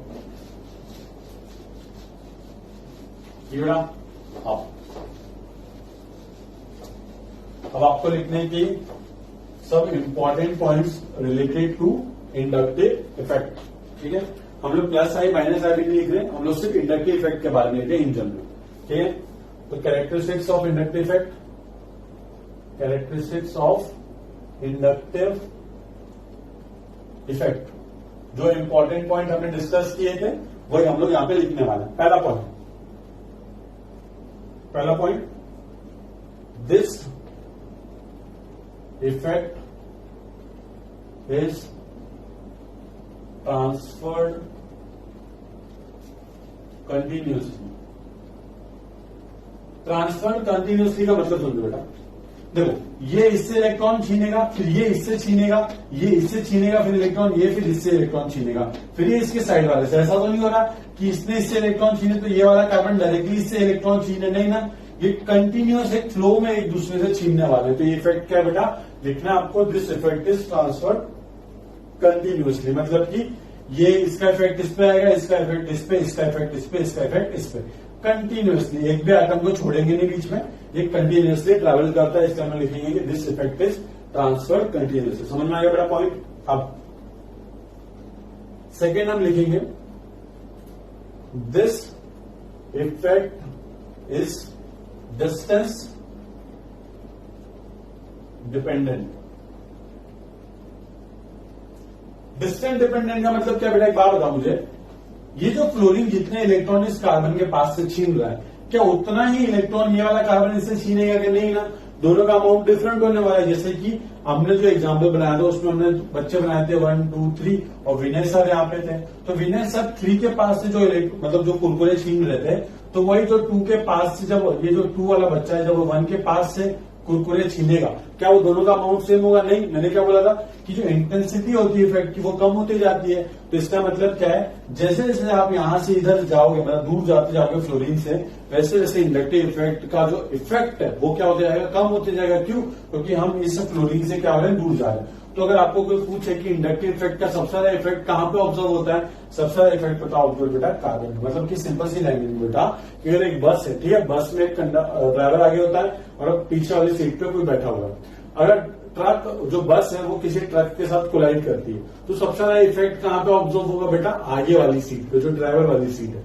और सबसे कम वाला इफेक्ट कहां ऑब्जर्व होगा बेटा, पीछे वाली सीट पे। तो मतलब जो कोलिजन वाला जो ये जो फिनोमिना इफेक्ट हो रहा है बेटा, ये क्या डिस्टेंस डिपेंडेंट है। मतलब हर प्लेस पे सेम उसका इफेक्ट नहीं आ रहा। मतलब समझ रहे हो आप कि मतलब अगर इट्स लाइक कि मैं यहां से पानी फेंकूं, ठीक है, अगर मैं यहां से पानी फेंकता हूं तो जो बंदा मेरे सबसे पास में खड़ा होगा वो सबसे ज्यादा जल्दी भीग जाएगा, और जो बंदा दूर खड़ा है उसको भीगने के चांसेस क्या है, कम है। मतलब कि जो मैं पानी फेंकने का जो मेरा इफेक्ट है वो क्या डिस्टेंस डिपेंडेंट है, ठीक है। तो उसी तरीके से याद रखना कि इंडक्टिव इफेक्ट में सबसे ज्यादा इफेक्ट उस वाले कार्बन पे आता है जो सीधा अटैच होता है, फिर उससे कम इफेक्ट इस पे, उससे कम इस पे, फिर उससे कम इस पे। तो सबसे ज्यादा इफेक्ट नंबर 1 पे आता है कार्बन पे, और सबसे कम इफेक्ट आता है नंबर 4 पे, और उसके बाद तो हम लोग नेग्लिजिबल काउंट करते ही हैं, ठीक है। तो याद रखना this effect is distance dependent. तो हमेशा याद रखना कि inductive effect is inversely proportional to the distance. क्या बेटा, डिस्टेंस। मतलब जैसे जैसे डिस्टेंस बढ़ जाएगा इफेक्ट कम। तो ऑब्वियसली बात है बेटा, जैसे जैसे आप फ्लोरीन से दूर की तरफ बढ़ोगे तो यहाँ पे इफेक्ट क्या होगा, सबसे कम, और यहाँ पे इफेक्ट क्या होगा, सबसे ज्यादा, ठीक। अब एक और चीज देखेंगे हम लोग, एक और चीज देखेंगे। एक बात बताओ, अगर मैं आपसे पूछूं कि सबसे ज्यादा इलेक्ट्रॉन की डेफिशिएंसी कहां पे क्रिएट हुई, सबसे ज्यादा इलेक्ट्रॉन डेफिशिएंसी कहां पे क्रिएट हुई, नंबर 1 वाले कार्बन, 1, 2, 3, 4 नंबरिंग देता हूं, ठीक। नंबर 1 वाले पे कार्बन में सबसे ज्यादा इलेक्ट्रॉन डेफिशिएंसी क्रिएट होगी। क्यों बेटा, बिकॉज फ्लोरीन एटम क्या डायरेक्टली इससे अटैच है। मतलब वही कि बस इंपैक्ट क्या है, तो सबसे ज्यादा चोट किसको लगने वाली, ड्राइवर को, उससे कम, सबसे कम लगेगी पीछे सीट वाले, है ना बेटा। तो सेम जो एटम, जो कार्बन एटम सीधा अटैच है फ्लोरीन से, उसके ऊपर इलेक्ट्रॉन की डेफिशिएंसी सबसे कम होगी, बिकॉज बम तो यहीं पे फटने वाले इस वाले कार्बन पे, है ना। उसके बाद आप देखोगे धीरे धीरे इफेक्ट की स्ट्रेंथ कम होती जा रही है। तो अगर मैं मैग्नीट्यूड कंपेयर करना चाहूं किसका, इंडक्टिव इफेक्ट का, कि किसके पास डेल्टा पॉजिटिव सबसे ज्यादा होगा, मतलब कि डेल्टा पॉजिटिव सबसे ज्यादा का मतलब होता है कि उसके पास इलेक्ट्रॉन की डेफिशिएंसी उतनी ज्यादा नहीं है, उतनी ज्यादा है, ठीक, ज्यादा नहीं है, क्या ज्यादा है, ठीक। वही देखो बेटा, जितनी ज्यादा इलेक्ट्रॉन की डेफिशिएंसी बढ़ती है, मतलब जितने ज्यादा एक एटम के पास इलेक्ट्रॉन जाते आएंगे, उसके ऊपर डेल्टा पॉजिटिव चार्ज का जो मैग्नीट्यूड है वो क्या होगा, ज्यादा। मैग्नीट्यूड को हम इस तरीके से रिप्रेजेंट कर सकते हैं मॉड से, ठीक है बेटा। तो हम लोग लिख देते हैं, ये तो आप एग्री करोगे कि डेल्टा 1 पॉजिटिव का जो मैग्नीट्यूड होगा वो ज्यादा होगा as compare to delta 2 positive का, फिर as compare to delta 3 positive, and as compare to delta 4 positive, ठीक है बेटा। और उसके बाद तो हम लोग यहाँ पे लिख देना इस तरीके से कि ये वाले तो क्या होते हैं, नेग्लिजिबल, तो उसको आप डॉट से रिप्रेजेंट कर दो। तो सबसे ज्यादा मोर इलेक्ट्रॉन डेफिशिएंस, ये सबसे लेस इलेक्ट्रॉन डेफिशिएंसी, ठीक है। तो सबसे ज्यादा इलेक्ट्रॉनिक डेफिशिएंसी कार्बन नंबर 1 पे, सबसे कम इलेक्ट्रॉनिक डेफिशिएंसी कार्बन नंबर 4 पे, ठीक है। सिंपल सी बात। अब एक और पॉइंट जो हम लिखने चाहते हैं ये लिखेंगे हम कि this effect is transferred till fourth carbon in a chain and after fourth carbon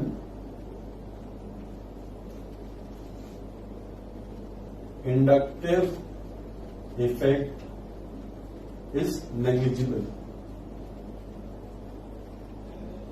ठीक बड़ा बहुत सिंपल है कि इसके बाद नेग्लिजिबल हो जाता है। अब ये तो इतने पॉइंट हमने समझ लिए, ये तो हम पहले भी डिस्कस कर चुके हैं कि कार्बन नंबर 4 के बाद एक 2 3 4 के बाद इफेक्ट क्या हो जाएगा, खत्म। तो ये वाले कार्बन पे जो इफेक्ट है उसको काउंट करते नहीं है। इतना समझ में आता बेटा। चलो अब उसके बाद एक और पॉइंट आपको मैं लिखाता हूं, ठीक है। तो ये जल्दी छाप लो इतने पॉइंट। अब ये जो पॉइंट मैं लिखाऊंगा आपको, ये वाला पॉइंट कृपा करके इसको रेड पेन से लिखें, ठीक। रेड पेन से क्यों, मैं भी समझा रहा हूं आपको। देखो ये जो पॉइंट मैं लिखवाऊंगा इसको आप अभी रिलेट नहीं कर पाओगे, ठीक है। अभी रिलेट नहीं कर पाओगे बिकॉज अभी तक हमने केमिकल बॉन्डिंग पढ़ी है। हम ये नहीं जानते हैं कि सिग्मा बॉन्ड कैसा होता है, पाई बॉन्ड कैसा होता है, ठीक है। अब जब तक हमको ये नहीं पता है कि सिग्मा बॉन्ड कैसा दिखता है, पाई बॉन्ड कैसा दिखता है, जब तक मैं आपको ये नहीं बता सकता कि भाई ये जो पॉइंट है उसका मतलब क्या है, ठीक। तो अभी फिलहाल के लिए आपको इतना याद रखना है, बस इतना याद रख लो। जब हम केमिकल बॉन्डिंग पढ़ेंगे तब मैं खुद पर्सनली जब वो टॉपिक पढ़ाऊंगा तब आपको एक्सप्लेन करूंगा ये पॉइंट, और ये आपको रिकॉल भी कराऊंगा कि मैंने आपको ऐसा बोला था कि जो इंडक्टिव इफेक्ट होता है ना, इंडक्टिव इफेक्ट, ये बस कौन से इलेक्ट्रॉन में ऑपरेट करता है, सिग्मा इलेक्ट्रॉन में ऑपरेट करता है। मतलब कि ये इफेक्ट बस सिग्मा बॉन्ड में ऑब्जर्व होता है, पाई बॉन्ड में ऑब्जर्व नहीं होता। तो हमारा ये पॉइंट है जो नेक्स्ट पॉइंट है, इसका एक्सप्लेनेशन अभी नहीं दे सकता मैं आपको, जब केमिकल बॉन्डिंग पढ़ेंगे तब मैं आपको दूंगा, ठीक है। बट तभी के लिए याद रख लो कि जो इंडक्टिव इफेक्ट होता है बस वो कहां पे ऑपरेट होता है बेटा, वेरी गुड, वो बस ऑपरेट होता है कहां पे, सिग्मा बॉन्ड के अंदर, ठीक। तो हमारा ये पॉइंट हम लिखेंगे कि inductive effect is transferred through only sigma electron cloud, ठीक है। सिग्मा इलेक्ट्रॉन क्लाउड के थ्रू ट्रांसफर। और कोई बचा है क्या? अच्छा एक बात सुनो, ठीक। एक बात समझना, क्या हर बार इंडक्टिव इफेक्ट का जो स्ट्रेंथ है, जो इफेक्ट है, वो सेम रहने वाला है क्या? नहीं ना बेटा। क्यों? अगर सपोज वही एग्जांपल ले लूंगा, कुरकुरे वाले एग्जाम का रिकॉल करो। सपोज एक केस है जब मैं एक बच्चे से सिर्फ 10 कुरकुरे के पीसेज उठा रहा था, एक केस है जब कोई दूसरा बंदा आके उसने पूरा का पूरा पैकेट या फिर 99% उसके कुरकुरे हड़प लिए। तो दोनों के केस में जो इफेक्ट ऑब्जर्व होगा वो क्या होगा बेटा, अलग अलग होगा। ये जो वाले केस में इफेक्ट है, जो दूसरे वाले केस में जो इफेक्ट होगा वो क्या होगा, एक दूसरे का जस्ट अपोजिट नहीं, मतलब दोनों में डिफरेंस होगा। मतलब कि अगर मैं ऐसे थप्पड़ मार रहा हूं और जोर से थप्पड़ मार रहा हूं, दोनों का इफेक्ट क्या डिफरेंट है। तो वैसे ही यहाँ पे जो ग्रुप अटैच है, यहाँ पे जो ग्रुप अटैच होगा तो उसको डिसाइड करेगा कि वो इफेक्ट कितना दमदार होने वाला है, ठीक है। तो एग्जाम में ऐसे कंपेयर करने के लिए आता है कि कंपेयर करो कि किसके अंदर इंडक्टिव इफेक्ट ज्यादा है, किसके अंदर इंडक्टिव इफेक्ट कम है। तो वो सारे भी हम करने वाले हैं, बट अभी आपको बस एक आइडिया देगा, ठीक है।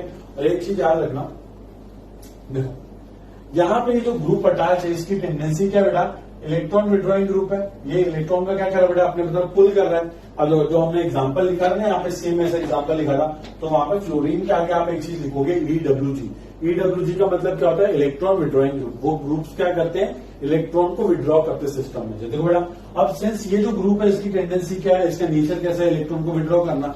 मतलब अगर मेरा टेंडेंसी है कि बच्चों से कुरकुरे छीनना, तो मैं तो कौन सा इफेक्ट दिखाऊंगा बेटा, मैं तो -I दिखाऊंगा। मतलब कि अगर ये बंदा यहां से इलेक्ट्रॉन डेंसिटी विड्रॉ करेगा तो ये तो -I इफेक्ट दिखाएगा। बट अगर यहाँ पे ऐसा ग्रुप अटैच है जो कि इलेक्ट्रॉन डेंसिटी क्या करेगा, डोनेट करेगा, तो वो कौन सा इफेक्ट दिखाएगा बेटा, वो दिखाएगा बेटा आपका +I इफेक्ट। क्या दिखाएगा बेटा, +I इफेक्ट, ठीक है। तो याद रखना कि on the basis of nature of group attach to a carbon chain, inductive effect classify करते हैं हम दो टाइप में। अगर ये ग्रुप इलेक्ट्रॉन विड्रॉ करेगा तो -I, अगर ये जो ग्रुप है कोई भी एक्स ग्रुप जो इलेक्ट्रॉन देगा उसको हम बोलते हैं +I, ठीक है। तो लास्ट पॉइंट हमारा ये रहेगा इस तरीके से, on the basis of nature of group attached to carbon chain inductive effect can be classified as plus I and minus I effect. ठीक है बेटा, प्लस आई या फिर माइनस आई इफेक्ट। आई को कैपिटल लिखो, ठीक है, आई को कैपिटल लिखो। मतलब अगर यहाँ पे जो ग्रुप है ये इलेक्ट्रॉन देगा तो प्लस आई, इलेक्ट्रॉन लेगा तो माइनस आई। ठीक है बेटा, और फिलहाल के लिए कितने पॉइंट नोट करो बेटा जल्दी से।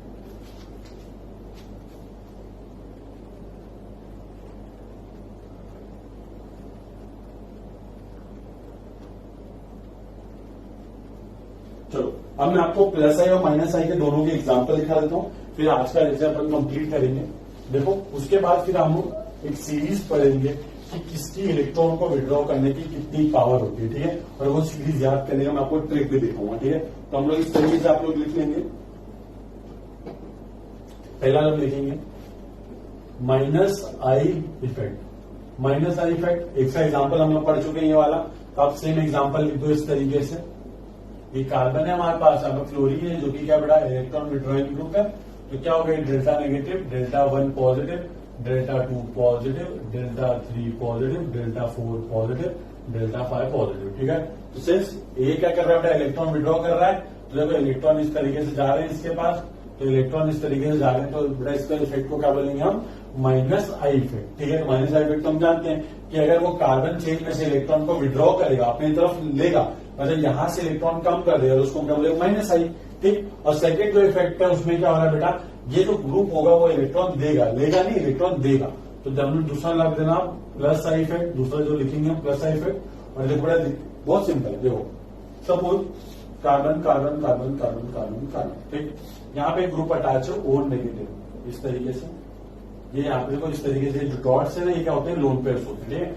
नेगेटिव चार्ज का मतलब क्या होता है, नॉर्मली ऑक्सीजन के पास 2 लोन पेयर होते हैं, नॉर्मली ऑक्सीजन के पास 2 लोन पेयर होता है, पर नेगेटिव चार्ज का मतलब होता है कि उसके पास एक लोन पेयर और आ रहा है। ठीक, अब लोन पेयर दिख रहे हैं आपको। अब देखो बेटा ये जो कंपाउंड है इसमें नेगेटिव चार्ज है। नेगेटिव चार्ज का मतलब क्या है, इलेक्ट्रॉन रिच है, मतलब कि आपके पास बहुत सारा ब्लैक मनी है। ठीक है, तो आपने क्या किया, आपने पड़ोसी को जाके 100 करोड़ रुपए दे दिए। अब वो बेचारा टेंशन में आ गया कि भाई इतना पैसा मैं कहां पे रखूं। तो वो क्या करेगा कि एक काम करता हूं, मैं 90 करोड़ रुपए अपने साइड वाले को देता हूँ, फिर वो क्या करेगा 80 करोड़ अपने साइड वाले को। इस तरीके से वो क्या करेंगे, एक दूसरे को बांटते जाएंगे। वैसे क्या होगा बेटा, ये वाला बंदा इस वाले कार्बन को क्या करेगा, इलेक्ट्रॉन देगा। तो इसके पास इलेक्ट्रॉन ज्यादा है, ये इलेक्ट्रॉन खींचेगा नहीं, इलेक्ट्रॉन देगा, तो जिसकी वजह से कार्बन पे क्या आएगा, डेल्टा नेगेटिव चार्ज। ठीक है, इसको डेल्टा 1 नेगेटिव बोल देता हूं मैं। ये वाला कार्बन पे ज्यादा इलेक्ट्रॉन हो गया, फिर साइड वाले को देगा, तो इसको हम बोलेंगे डेल्टा 2 नेगेटिव। ये इसको भी देगा, फिर डेल्टा 3 नेगेटिव, फिर डेल्टा 4 नेगेटिव। तो आप देख सकते हो कि अभी भी मैं पूछूं कि सबसे ज्यादा पैसा, मतलब बड़ा सबसे ज्यादा पैसा किसको मिलेगा, जो मैं सबसे पहले जिसको 100 करोड़ दूंगा वैसे। तो सबसे ज्यादा इफेक्ट किस पे दिखेगा, कार्बन नंबर 1 पे भी दिखेगा इस पे। क्यों, क्योंकि ये ऑक्सीजन से डायरेक्टली अटैच है, तो ऑक्सीजन इसको सबसे ज्यादा इलेक्ट्रॉन देने वाला है। तो आप देख सकते हो इस तरीके से कि ये जो ग्रुप है क्या है, ये ईडीजी बोले तो इलेक्ट्रॉन डोनेटिंग ग्रुप। ठीक है बेटा, तो ये इलेक्ट्रॉन डोनेटिंग है नेचर में, इसलिए क्या कर रहा है, सिस्टम के अंदर इलेक्ट्रॉन को एडअप कर रहा है, जिसकी वजह से इसको हम क्लासीफाई करते हैं प्लस आई इफेक्ट में। ठीक है, तो अब हम क्या करेंगे, नेक्स्ट लेक्चर में माइनस आई को अच्छे से डिटेल में डिस्कस करेंगे वापस से, और फिर प्लस आई, फिर दोनों में बेस्ड क्वेश्चन और बहुत सारी चीजें भी, बाकी इंडेक्ट इफेक्ट बहुत बड़ा चैप्टर है। ठीक है, जीओसी इट्स लाइक कम से कम 2 महीने लगेंगे कंप्लीट करने में, पर 2 महीने बाद आपको बता रहा हूं मैं, अगर जीओसी अच्छे से आ जाती है आपको पूरी ऑर्गेनिक आने वाली अच्छे से। ठीक है, तो थैंक यू सो मच। अभी के लिए इतना आप लिखेंगे 2 एग्जाम्पल कि इलेक्ट्रॉन विड्रॉइंग है तो माइनस आई, इलेक्ट्रॉन डोनेटिंग ग्रुप है तो बेटा प्लस आई। ठीक है, सिंपल सा फंडा है। ठीक है, अब कुछ बच्चों के डाउट आ सकता है, मैं बता दे रहा हूँ कि ऑक्सीजन इलेक्ट्रोनेगेटिव होता है, तो आप बोलोगे सर ये माइनस आई भी शो करेगा, बट याद रखना कि इसका जो माइनस आई है और ये जो प्लस आई शो कर रहा है, माइनस आई जो प्लस आई शो कर रहा है, तो उसमें डोमिनेट क्या कर रहा है, इसका प्लस आई डोमिनेट कर रहा है। तो हम लोग सिर्फ ध्यान में क्या रखते हैं, प्लस आई डोमिनेट कर रहे हैं। ठीक है, तो केमिस्ट्री के अंदर सारी चीजें रिलेटिविटी मतलब रिलेटिव चलती रहती है, तो आपको जो सबसे ज्यादा डोमिनेट है उस पर ध्यान देना, जो माइनर फैक्टर्स है उस पर ध्यान देना नहीं है। ठीक है बेटा, चलो इतना नोट कर लो आप। इफेक्ट में किस तरीके से आपसे कंपैरिजन करवा सकता है। ठीक है, तो जब तक विनर है तो डरने का बिल्कुल नहीं। ठीक है, अब मैं आपको बताता हूँ कि किस तरीके से अपने बात प्रोसीड करना है, उससे पहले फनी एग्जांपल लेता हूँ। ठीक, जैसे मैंने आपको एग्जांपल दिया था वो वाला, वो कुरकुरे वाला, सपोज कि 3 बच्चे हैं यहाँ पे और यहाँ पे भी 3 बच्चे हैं, ठीक है। यहाँ पे एक एक्स इंसान आता है, यहाँ पे एक वाई इंसान आता है, ठीक है। अब ये तीनों बच्चे तो अपना कुरकुरे आराम से खा रहे हैं, बट सपोज ये एक्स इंसान ने बस 1% कुरकुरे लिया, कहां से, 3 वाले के पास से, और ये जो वाई वाला है इसने सपोज 50% कुरकुरे ले लिए, किसके, 3 वाले बच्चे के। तो बताओ जरा ज्यादा इफेक्ट कहाँ ऑब्जर्व होगा बेटा, ज्यादा इफेक्ट में ज्यादा हलबली कहाँ हो जाएगी, वेरी गुड, ज्यादा हलबली ये सेकेंड वाले केस में होगी, बिकॉज सबसे ज्यादा कुरकुरे कहाँ विड्रॉ हुए यहाँ पे, तो सबसे ज्यादा अनस्टेबल हो जाएगा ये। फिर बोलेगा अरे भाई मेरे को दे भाई, तू तो सबसे ज्यादा ये विड्रॉ करेगा, फिर बाद में 2 वाला 1 से विड्रॉ करेगा। तो मतलब कि यहाँ पे जो ग्रुप अटैच है उसकी पावर डिसाइड करती है कि इंडक्टिव इफेक्ट की स्ट्रेंथ कितनी होने वाली है ना बेटा। तो बस आज हम वही सीखेंगे कि किस तरीके से इंडक्टिव इफेक्ट की स्ट्रेंथ को हम कंपेयर कर सकें, ठीक है। तो स्टार्ट करते हैं, ये तो हमारा एग्जाम्पल था, एग्जाम्पल को बस माइंड में रखना है और अपने को केमिस्ट्री से जुड़े रहना है, ठीक है। एग्जाम्पल में नहीं घूम जाने का। चलो आपको मैं पहले एक क्वेश्चन करके दिखाऊंगा, ठीक है, उसके बाद मैं आपको क्वेश्चन करने के लिए कहूंगा। तो पहला क्वेश्चन जो होगा वो मैं आपको एक्सप्लेन करूंगा किस तरीके से प्रोसीड करना है, बाकी के सारे जो भी क्वेश्चन जितने भी कंपैरिजन होंगे वो पहले आप सॉल्व करोगे, उसके बाद मैं सॉल्व करूंगा, ठीक है। और यही हमारी प्रैक्टिस चल रही है, यही हमारी क्वेश्चन चल रहे हैं। मुझे अलग से मत बोलना कि सर क्वेश्चन कहाँ है प्रैक्टिस के लिए, बेटा क्वेश्चन मैं यहीं पे करवा रहा हूँ, ठीक है। तो मेक श्योर कि आप पहले पूरा कंप्लीट करेंगे, उसके बाद इस तरीके से, ठीक। चलो स्टार्ट करते हैं। क्वेश्चन है कि compare the strength of -I group. अब एक बात नोट करना बेटा, उसने मेंशन कर दिया कि ग्रुप कौन से सारे -I हैं, तो हमको बस ये बताना है कि किसकी -I की स्ट्रेंथ ज्यादा है, मतलब कि कौन ज्यादा कुरकुरे लूटने वाला है, ठीक है। बहुत सिंपल है। पहला जो क्वेश्चन है वो मैं आपको सिखाऊंगा, उसके बाद आप करेंगे, ठीक। Fluorine, chlorine, bromine, iodine. मैं ये समझ के चल रहा हूं कि आपको एटॉमिक स्ट्रक्चर नहीं, पीरियोडिक टेबल का थोड़ा बहुत नॉलेज है। फ्लोरीन, क्लोरीन, ब्रोमीन, आयोडीन, ठीक है बेटा। अब एक बात समझना कि फ्लोरीन, क्लोरीन, ब्रोमीन, आयोडीन कहां से बिलोंग करते हैं बेटा, एक ही ग्रुप से बिलोंग करते हैं। अब मुझे देखना है कि भाई किसका -I की स्ट्रेंथ सबसे ज्यादा है। अब सर मैं कैसे प्रोसीड करूं, मुझे तो कुछ आता ही नहीं है। कैसे नहीं आता बेटा, थोड़ा सोचते हैं, ठीक, थोड़ा सोचते हैं हम लोग। अब एक बात समझना, फ्लोरीन, क्लोरीन, ब्रोमीन, आयोडीन कहां से बिलोंग करते हैं, 17 ग्रुप से। तो 17 ग्रुप में देखो बेटा इस तरीके से 17 ग्रुप होता है हमारा। फर्स्ट एलिमेंट होता है फ्लोरीन, सेकंड होता है क्लोरीन, फिर ब्रोमीन, फिर आयोडीन, इस तरीके से याद कैसे रखते हैं। फिर कल बाहर आई कौन बेटा, आंटी। यहाँ पे एसिटाइल भी होता है बट उसको हम काउंट करते नहीं, याद करना सीख लिया। अब हम ये चीज तो अपने बचपन में भी पढ़ी थी, क्या टॉप टू बॉटम जब जाते हैं हम पीरियोडिक टेबल में, कहां से बेटा, टॉप टू बॉटम जब हम जाते हैं पीरियोडिक टेबल में, तो क्या होता है, एटॉमिक साइज क्या होता है, बढ़ जाता है। क्या होता है बेटा, एटॉमिक साइज क्या होता है बेटा, एटॉमिक साइज इंक्रीजेस। अब ये सब क्यों बोल रहा हूं बेटा, एक बात समझो, इस सब के पीछे एक कहानी है। मतलब कि फ्लोरीन का साइज इतना सा है तो क्लोरीन थोड़ा बड़ा, ब्रोमीन उससे बड़ा, आयोडीन उससे बड़ा, ठीक, इतना समझना आता आपको। अब देख सकते हो कि साइज कंटिन्यूअसली क्या हो रहा है, इंक्रीज हो रहा है। अब ये ग्रुप में तो ये बराबर से फॉलो कर रहा है, बट साइज के इंक्रीज होने से इसका क्या रिलेशनशिप है, जरा एक्सप्लेन करोगे। एक्सप्लेन कर देने क्या दिक्कत है, समझो बात समझो। सपोज एक कार्बन एटम है, ठीक, वो कार्बन एटम एक फ्लोरीन एटम से अटैच है जो कि क्या है, इतना सा बड़ा है, इतना समझना आता आपको। सपोज एक कार्बन एटम है जो कि एक आयोडीन से अटैच है, ब्रोमीन से अटैच है जो कि उससे कुछ इतना बड़ा है, ठीक। वो सेम कार्बन एटम जो कि ब्रोमीन से अटैच है जो कि क्या बेटा, बहुत बड़ा है as compare to chlorine. Fluorine बहुत बड़ा है। और अगर हम बात करें कार्बन एटम जो कि आयोडीन से अटैच है बेटा, जो कि जम्बो साइज है, थोड़ा सा मान लो कि ये वाला इससे बड़ा है, ठीक है बेटा। चलो इतना समझना आता है। तो ये सपोज फ्लोरीन एटम है हमारा, ये हमारा क्लोरीन है, ये ब्रोमीन है और ये आयोडीन है, इतना समझना आता आपको, ठीक। अब फ्लोरीन एटम के देखो बेटा सेंटर में न्यूक्लियस होगा, इसके भी सेंटर में न्यूक्लियस होगा, इसके भी सेंटर में न्यूक्लियस होगा और इसके भी सेंटर में न्यूक्लियस होगा, क्योंकि सारे एटम के पास न्यूक्लियस तो होता है, ये न्यूक्लियस का होता है सेंटर में होता है। अब एक बात समझना बेटा, जब हम बोलते हैं कि कार्बन कार्बन कार्बन कार्बन वाली बॉन्ड है और इसमें फ्लोरीन अटैच है, तो फ्लोरीन क्या कर रहा है, हमने बोला था कि भाई थोड़े से इलेक्ट्रॉन डेंसिटी अपनी तरफ पुल करता है, जिसकी वजह से डेल्टा नेगेटिव, इस पे डेल्टा पॉजिटिव। पर एक बात बताओ मुझे, फ्लोरीन के अंदर ऐसा क्या है जो कार्बन के पास से इलेक्ट्रॉन खींच रहा है? ये जो शेयर्ड पेयर ऑफ इलेक्ट्रॉन है, ये फ्लोरीन खींच रहा है। कैसे खींच रहा है? एक बात समझो ना, बहुत सिंपल सी बात है। ये फ्लोरीन के अंदर देखो बड़ा न्यूक्लियस होता है, न्यूक्लियस के अंदर क्या होता है? पॉजिटिव चार्ज प्रोटॉन्स होते हैं, ठीक। और ये इलेक्ट्रॉन पे कैसे चार्ज? Negative charge. तो मतलब इलेक्ट्रॉन को अपनी तरफ पुल करने वाला जो फैक्टर है वो क्या बेटा? न्यूक्लियस है, न्यूक्लियस चार्ज है। तो मतलब कि न्यूक्लियस जितना पास में होगा इलेक्ट्रॉन के, क्या बोल रहा हूं मैं? न्यूक्लियस जितना पास होगा इस इलेक्ट्रॉन के, इस कार्बन एटम के, उतना ज्यादा वो इलेक्ट्रॉन अपनी तरफ खींच सकता है। ऑब्वियसली बात है बेटा, है ना। अरे बात समझो कि एक बच्चा मेरे पास खड़ा है तो उसको मैं बहुत जोर से थप्पड़ मार सकता हूँ। एक बच्चा मेरे से बहुत दूर खड़ा है तो क्या उसको थप्पड़ मार सकता हूँ? नहीं, बस फूक मार सकता, फूक करके और उड़ जाएगा। ऐसा कुछ नहीं है। मतलब क्या है कि जितना पास में होगा उतना जल्दी आप उसको स्ट्रेंथ होगी उसकी, ठीक। तो इसलिए को क्लोरीन का एटम उसका न्यूक्लियस क्या है, तो इस इलेक्ट्रॉन से दूर हो गया। ब्रोमीन का एटम और ज्यादा दूर हो गया और आयोडीन का एटम और ज्यादा दूर हो गया। तो आप देख सकते हो, देखो एक ट्रेंड अगर आपको बनाना चाहें तो इस तरीके से क्या हो रहा है बेटा? इस तरीके से देखो, इसको यहां पर बनाता हूं ताकि आपको और क्लियर हो जाए कि क्या हो रहा है। न्यूक्लियस की डिस्टेंस दूर होती जा रही है और न्यूक्लियस की डिस्टेंस दूर होती जा रही है। इसका मतलब क्या है कि ये जो न्यूक्लियस है इसका इस इलेक्ट्रॉन डेंसिटी पे जो होल्ड है, इसको अपनी तरफ खींचने वाला जो फोर्स है वो क्या होते जा रहा है? कम होते जा रहा है। क्यों? क्योंकि उसकी डिस्टेंस बढ़ती जा रही है। समझ आ रहा है बेटा? अब डिस्टेंस बढ़ती जा रही है, इस वजह से क्या हो रहा है बेटा? उसका जो इलेक्ट्रॉन को खींचने की पावर है वो कम हो रही है और इलेक्ट्रॉन को खींचने की पावर को हम क्या बोलते हैं बेटा टेक्निकल लैंग्वेज में? इलेक्ट्रोनेगेटिविटी। मतलब कि टॉप टू बॉटम, मैंने क्या बोला? टॉप टू बॉटम हम देख सकते हैं एटॉमिक साइज इंक्रीज होता है, जिसकी वजह से न्यूक्लियस की डिस्टेंस यहां से बढ़ती जाती है। कि ऑब्वियस सी बात है, अगर एटम का साइज बड़ा होते जा रहा है, एटम का साइज बड़ा होते जा रहा है तो क्या, मैं आपको सिंपल एग्जाम्पल देता हूं। समझो एक इंसान है, उन लोग क्या है? पतले पतले से, तो लोग जब हक करते हैं ना एक दूसरे को, गले मिलते हैं, तो वो एक दूसरे को परफेक्टली गले मिल पाते हैं, ठीक। बट ऐसे इंसान है जिसको इतना बड़ा बड़ा पेट निकला हुआ है, तो क्या हुआ? जब वो एक दूसरे से हक करेंगे तो दोनों का क्या होगा? पेट बीच में आ जाएगा, है ना। तो मतलब अगर दोनों एक दूसरे की तरह से एक दूसरे को ऐसा फोड़ना चाहेंगे तो फोड़ नहीं पाएंगे। क्यों? क्योंकि भाई पेट की वजह से डिस्टेंस क्या हो गया? बढ़ गया। तो वो जो इम्पैक्ट करना चाहता है वो कर ही नहीं पाएगा।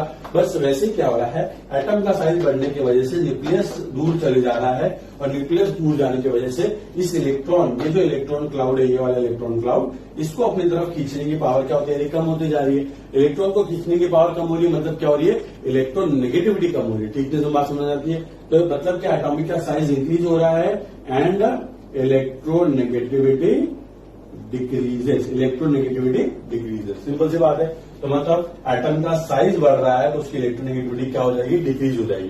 तो इसलिए याद रखना, फ्लोरीन मोस्ट इलेक्ट्रोनेगेटिव, सबसे ज्यादा मोस्ट इलेक्ट्रोनेगेटिव फ्लोरीन, फिर क्लोरीन, फिर ब्रोमीन, फिर आयोडीन। याद रखना है आपको ऑर्डर। 17 ग्रुप में अगर आपको इलेक्ट्रोनेगेटिविटी का ऑर्डर कंपेयर करेंगे बोले तो फ्लोरीन सबसे मोर इलेक्ट्रोनेगेटिव, क्लोरीन सबसे मोर इलेक्ट्रोनेगेटिव, ब्रोमीन फिर आयोडीन। तो ये आप देख सकते हैं ऑर्डर इलेक्ट्रोनेगेटिविटी का अपने एग्जाम, मतलब इस क्वेश्चन में हमको जरूरत पड़ेगी, ठीक। एक बात समझो बेटा, आपको स्ट्रेंथ कंपेयर करनी है ये सारे ग्रुप की। मतलब ये बोलना चाहता है कि सबसे ज्यादा -I कौन प्रोवाइड कर पाएगा। मतलब कि देखो बेटा, एक केस है जब कार्बन फ्लोरीन से अटैच है, दूसरा केस जब कार्बन क्लोरीन से अटैच है, तीसरा केस जब कार्बन ब्रोमीन से अटैच है और पांचवा केस जब कार्बन आयोडीन से अटैच है, जो कि हम दिखा चुके हैं। तो सबसे ज्यादा डेल्टा पॉजिटिव कौन क्रिएट कर पाएगा? वेरी गुड, सबसे ज्यादा डेल्टा पॉजिटिव क्रिएट कर पाएगा हमारा फ्लोरीन। क्यों? क्योंकि ये क्या है बेटा? ये है मोस्ट इलेक्ट्रोनेगेटिव। क्या बेटा? Most electronegative. और हम समझाते हैं मोस्ट इलेक्ट्रोनेगेटिव का मतलब क्या है। एग्जांपल के थ्रू बोलूं तो मतलब ये 50% कुरकुरे ले लेगा और अगर 50% कुरकुरे ले लेगा तो पूरी हलचल हो जाएगी उस सिचुएशन में और पूरा खलबली और मतलब यहाँ पे सबसे ज्यादा इफेक्ट ऑब्जर्व होगा। समझ आता है? तो हम इस तरीके से लिख सकते हैं कि since electronegativity order, electronegativity order क्या बेटा? देखो, fluorine, chlorine, bromine and iodine, 10 -I strength, -I की जो स्ट्रेंथ का जो ऑर्डर होगा बेटा वो भी क्या होगा? सेम होगा। फ्लोरीन, क्लोरीन, ब्रोमीन और आयोडीन। अब बहुत से बच्चे पूछते हैं डैश का मतलब क्या होगा? डैश का मतलब कुछ नहीं होता। ये डैश का मतलब सिर्फ ये रिप्रेजेंट किया जाता है कि किसी कार्बन की चेन से ये chlorine, fluorine, bromine, iodine group attach है। तो डैश का सिंपल सा मतलब होता है कि हम लोग क्या करते हैं, मान लेते हैं कि सबका क्या है 5 नंबर की कार्बन रिंग से ये अटैच है। यहाँ पर फ्लोरीन अटैच है, फिर यहाँ पे क्लोरीन अटैच है, फिर यहाँ पे ब्रोमीन अटैच है, फिर यहाँ पे आयोडीन अटैच है। तो डैश बस ये रिप्रेजेंट करता है, डैश बस इतना वाला पार्ट रिप्रेजेंट करता है। इसको हम क्या मान लेते हैं कि हाँ ये हम समझ जाते हैं कि वहां पर कार्बन चेन है। ठीक है बड़ा, समझ में आता है आपको? तो जो माइनस आई की स्ट्रेंथ का ऑर्डर का इस तरीके से आ जाएगा। ठीक है बेटा, चलो अभी तो आपको समझ में आ गया।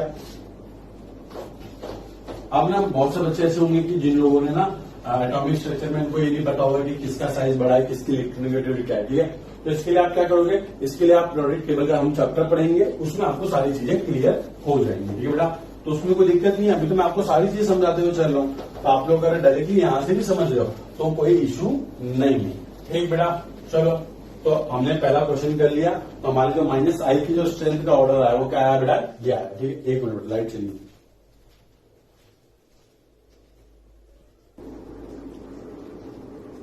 तो फाइनली लाइट आ गई बेटा। एक्चुअली में जहां हम रहते हैं ना आजकल बारिश की वजह से लाइट जाने लगी है।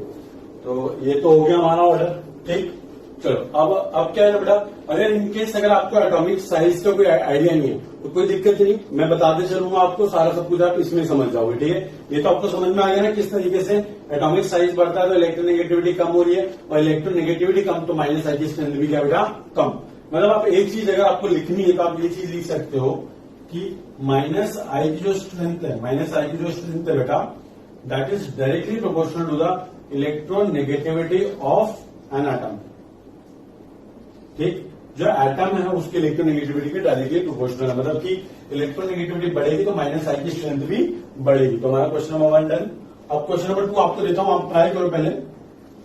क्वेश्चन नंबर 2 आपको बताना है OH एंड SH में से। ठीक है, क्वेश्चन नंबर 2।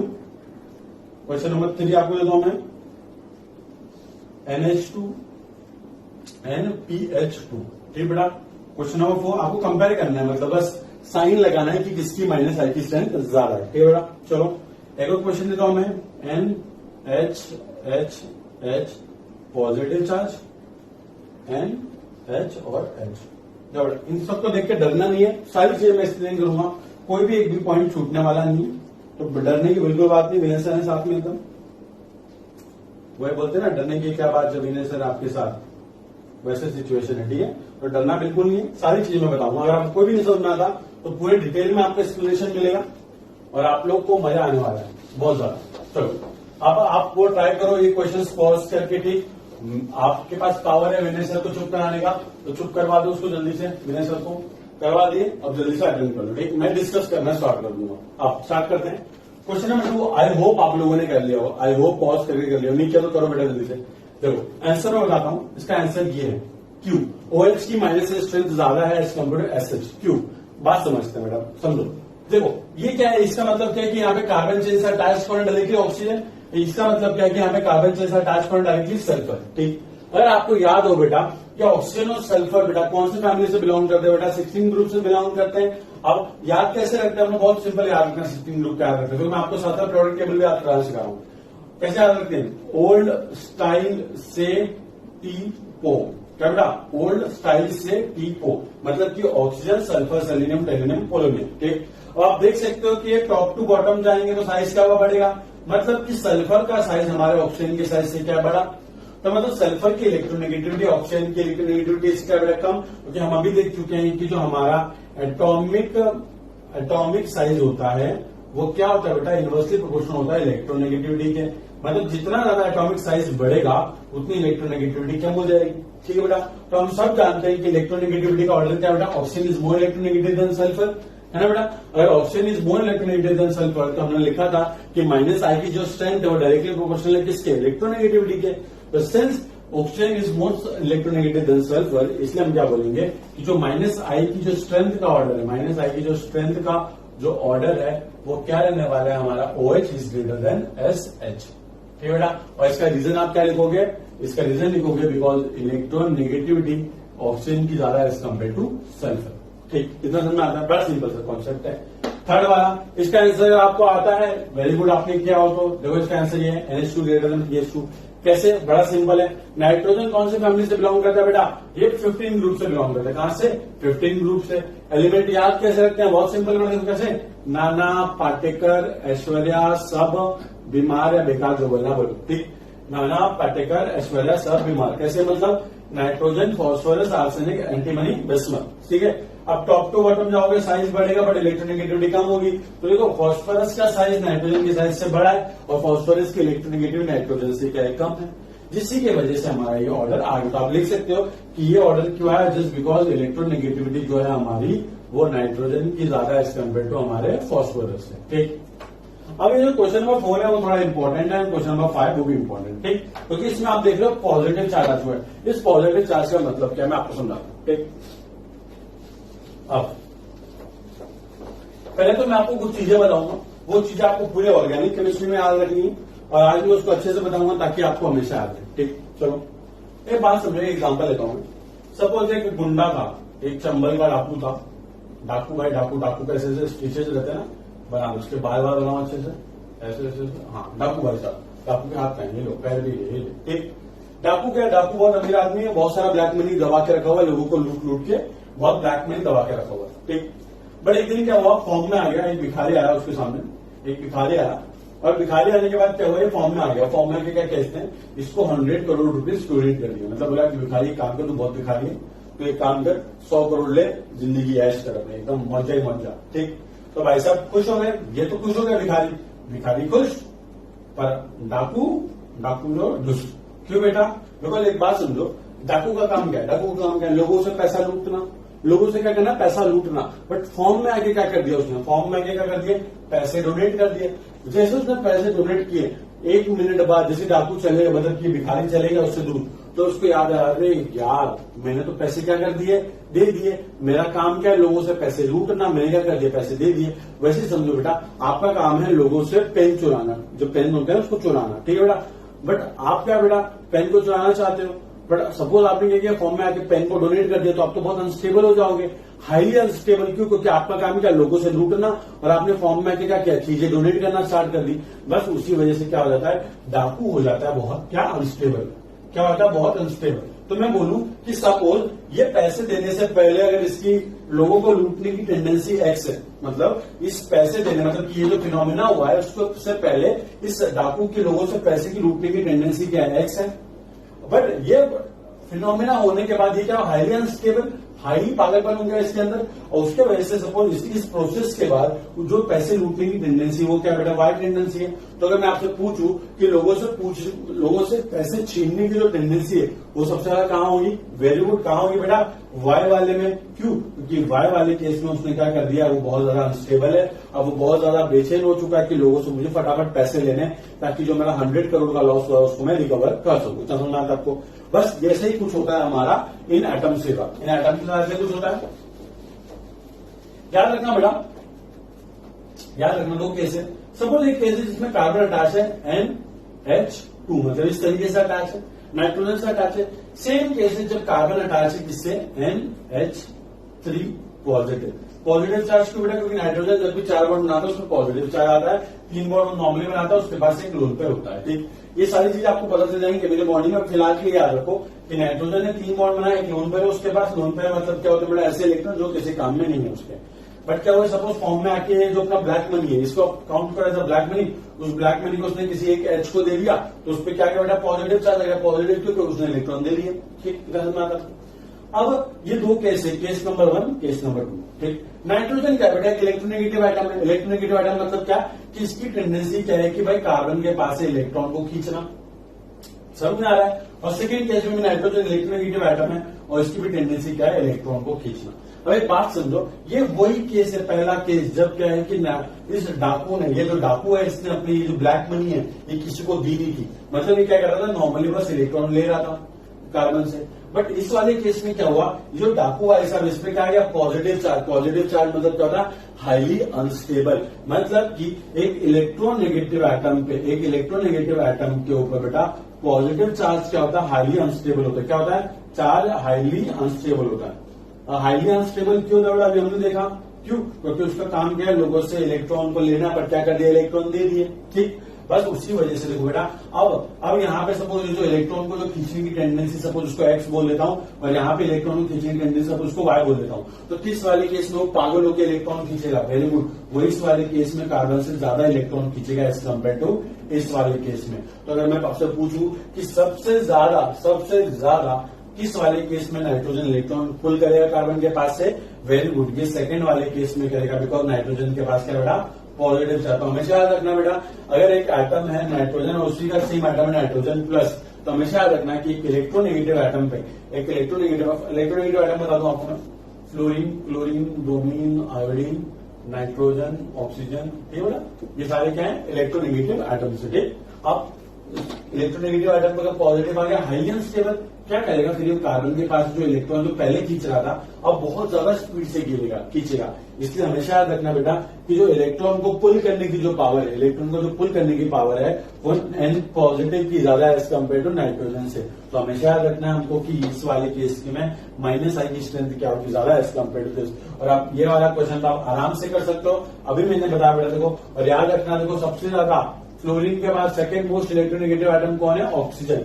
पूरे पीरियोडिक टेबल का सेकंड मोस्ट इलेक्ट्रोनेगेटिव एटम कौन है, ऑक्सीजन। मतलब कि भाई साहब जो सबसे बड़ा डाकू है, सेकंड नंबर का जो डाकू है, जो लोगों से पैसे लूटता है, उसमें क्या है पॉजिटिव चार्ज, मतलब पागल हो चुका है, फॉर्म में आकर किसी को इलेक्ट्रॉन दे दिया उसने, इसलिए पॉजिटिव चार्ज आया उसके ऊपर।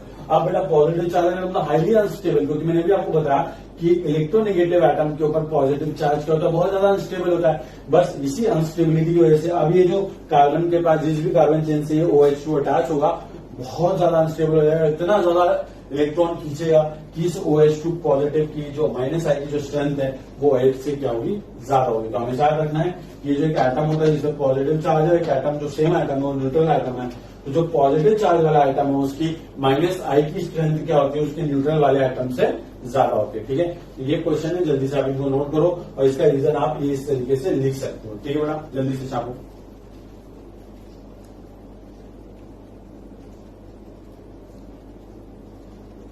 चलो तो आज के लिए अपन इतना ही स्टॉप करते हैं। नेक्स्ट लेक्चर में आपको मैं और क्वेश्चन कराऊंगा, 2-3 लेक्चर हमारे क्वेश्चंस में जाएंगे और ये सारी चीजें आपको लिखनी है। जितना भी मैंने ये बकबक किया है वो आपको अपने लैंग्वेज में लिख लेना है, हिंदी में लिखो, इंग्लिश में लिखो, उर्दू में लिखो, जिसमें लिखना है लिखो बेटा, मराठी में लिखो।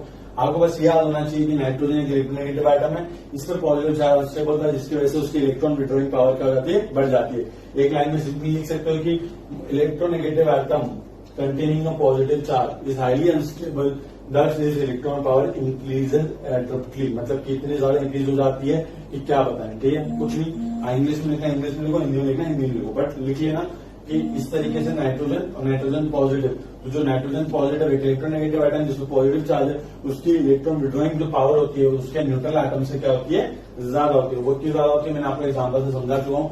एग्जाम्पल लिखना तो एग्जाम्पल भी लिख सकते हो, कोई इशू नहीं है, बट अपना जो मेन है वो ये है, आपको ये याद होना। क्वेश्चन नंबर 6 पहले खुद अटेम्प्ट करने का ट्राई करना, ठीक। और आप लोगों को अगर डाउट है तो बेटा क्या करो, थोड़ा सा प्रोडक्ट टेबल पढ़ लो तो उससे आपको थोड़ा आसान हो जाएगा। और प्रोडक्ट टेबल में बस आपको ये पता होना चाहिए कि कौन सा आइटम कैसा होता है, ठीक, कौन इलेक्ट्रोनेगेटिव है कौन इलेक्ट्रोनेगेटिव नहीं। वो तो मैंने आपको बता भी दिया कि कौन से fluorine, chlorine, bromine, iodine, nitrogen, oxygen, ये सब क्या बेटा इलेक्ट्रोनेगेटिव आइटम। इलेक्ट्रोनेगेटिव आइटम का मतलब क्या है, एक ऐसा आइटम जिसकी tendency shape paid of electron को अपनी तरफ खींच लेते हो, खींचता क्यों वो भी बता दिया मैंने आपको। साइज और इलेक्ट्रोनेगेटिविटी में क्या रिलेशन है वो भी हमने डिस्कस कर लिया था, ठीक। तो क्वेश्चन नंबर 6 आप करेंगे। क्वेश्चन नंबर 7 आपको मैं देता हूं, फ्लोरीन OH and NH2, ठीक बेटा।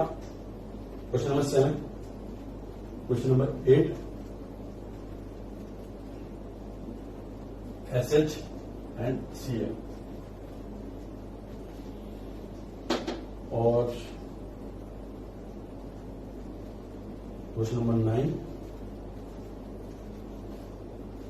C triple bond N, CH double bond NH2, NH2 sorry, इसको अच्छे से लिखते हैं CH। तो बड़ा पॉज करके स्टार्ट कर दो क्वेश्चन अटेंड करना।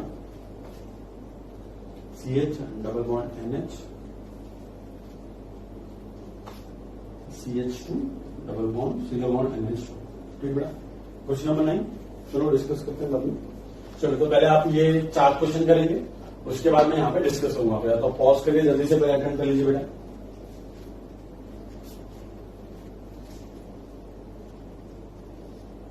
चलो बेटा देखो बहुत सिंपल है। यहां पे क्या हुआ है, कार्बन चेन से नाइट्रोजन अटैच है, नाइट्रोजन 2 ऑक्सीजन से अटैच है। यहां पे क्या है, ये कार्बन एक नाइट्रोजन से अटैच है, यहाँ पे एक ऑक्सीजन अटैच है। सिंपल से एक एग्जांपल लिख सकते हो, ठीक। सपोज एक बंदा है और एक बंदा बी है, ठीक। दोनों क्या है, दोनों गुंडे हैं। लोगों का काम क्या है, इन दोनों का काम लोगों से पैसे लूटना। बट सपोज क्या हुआ कि एक रात को क्या हुआ, एक रात को एक दिन एक बंदा X और एक बंदा Y आया, ठीक, एक बंदा एक्स, सॉरी क्या मानते हैं, दो बंदे एक्स है, क्या बात, दो बंदे एक्स है, दो बंदे एक्स है, और ये एक्स क्या बेटा, ये एक्स इससे भी बड़े डाकू है, मतलब ये एक्स ना ए से भी बड़ा डाकू है, मतलब कि ये लोगों को लूटता है, मतलब जो लूटता है उनको भी लूट लेता है वो। तो मतलब एक्स, ये दोनों एक्स ने क्या किया कि एक को जाके उसके घर में जाके उसको लूट डाला, लूट लिया। और बी वाले के केस में क्या हुआ, इसको बस एक बंदा एक्स आया, मतलब यहाँ पे जैसे दो एक्स आए तो यहाँ पे क्या हुआ, बस एक एक्स आया और उसने इसको लूट लिया। ठीक बेटा, तो मुझे बताओ सबसे ज्यादा अनस्टेबल कौन होने वाला है, सबसे ज्यादा पागल, सबसे ज्यादा दुखी कौन होने वाला है? ऑब्वियस सी बात है ए होगा, क्यों? क्योंकि इसको लूटने वाले कितने हैं, दो लूटने वाले, और बी को लूटने वाले कितना है, बस एक लूटने वाला है। तो अगर मैं आपसे पूछूं कि सबसे ज्यादा अनस्टेबल कौन होने वाला है, सबसे ज्यादा गरीब कौन होने वाला है, सबसे ज्यादा कंगाल कौन होने वाला है, बेटा वो होने वाला है ए होने वाला है। क्यों? क्योंकि उसको लूटने वाले कितने हैं, दो बैठे हुए हैं। बस इसी चीज का यूज करके आप ये क्वेश्चन सॉल्व कर सकते हो, अगर नहीं कर सकते तो अभी रिलेट करके ट्राई करो, आप कर सकते हो। ठीक, अब कैसे? अब देखो ना, ए सबसे ज्यादा कंगाल हो चुका है, बी थोड़ा कम कंगाल है, तो ए सबसे ज्यादा कंगाल है बेटा, तो क्या होगा, ए ज्यादा हाईली अनस्टेबल, मतलब ए इतना अनस्टेबल हो गया, इतना भिखारी हो गया है कि अब ये पागल की तरह लोगों को और ज्यादा लूटना स्टार्ट करेगा। सपोज पहले लोगों से 10-20 रुपए चुरा रहा था, अब क्या करेगा, सीधा लाखों में चोरी करना स्टार्ट कर देगा। और वो बी की जो बात है बेटा, वो लाखों में नहीं हजारों में चोरी करेगा। क्यों? क्योंकि सबसे ज्यादा इफेक्ट किस पे पड़ा हुआ, ए पे, क्योंकि सबसे ज्यादा कंगाल किसको कर दिया, ए को, है ना। तो बस इसी वजह से अब आप यहाँ पे ध्यान दो, देखो यहाँ पे क्या, दो ऑक्सीजन एटम अटैच है और यहाँ पे सिर्फ एक ऑक्सीजन एटम अटैच है।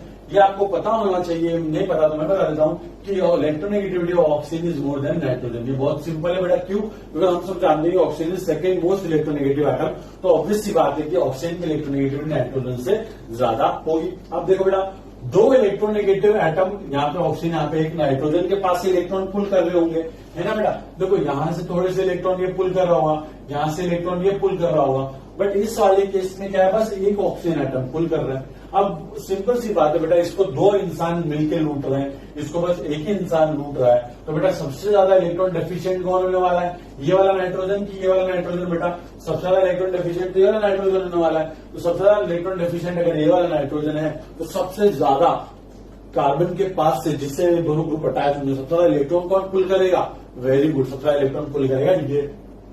क्यों बेटा?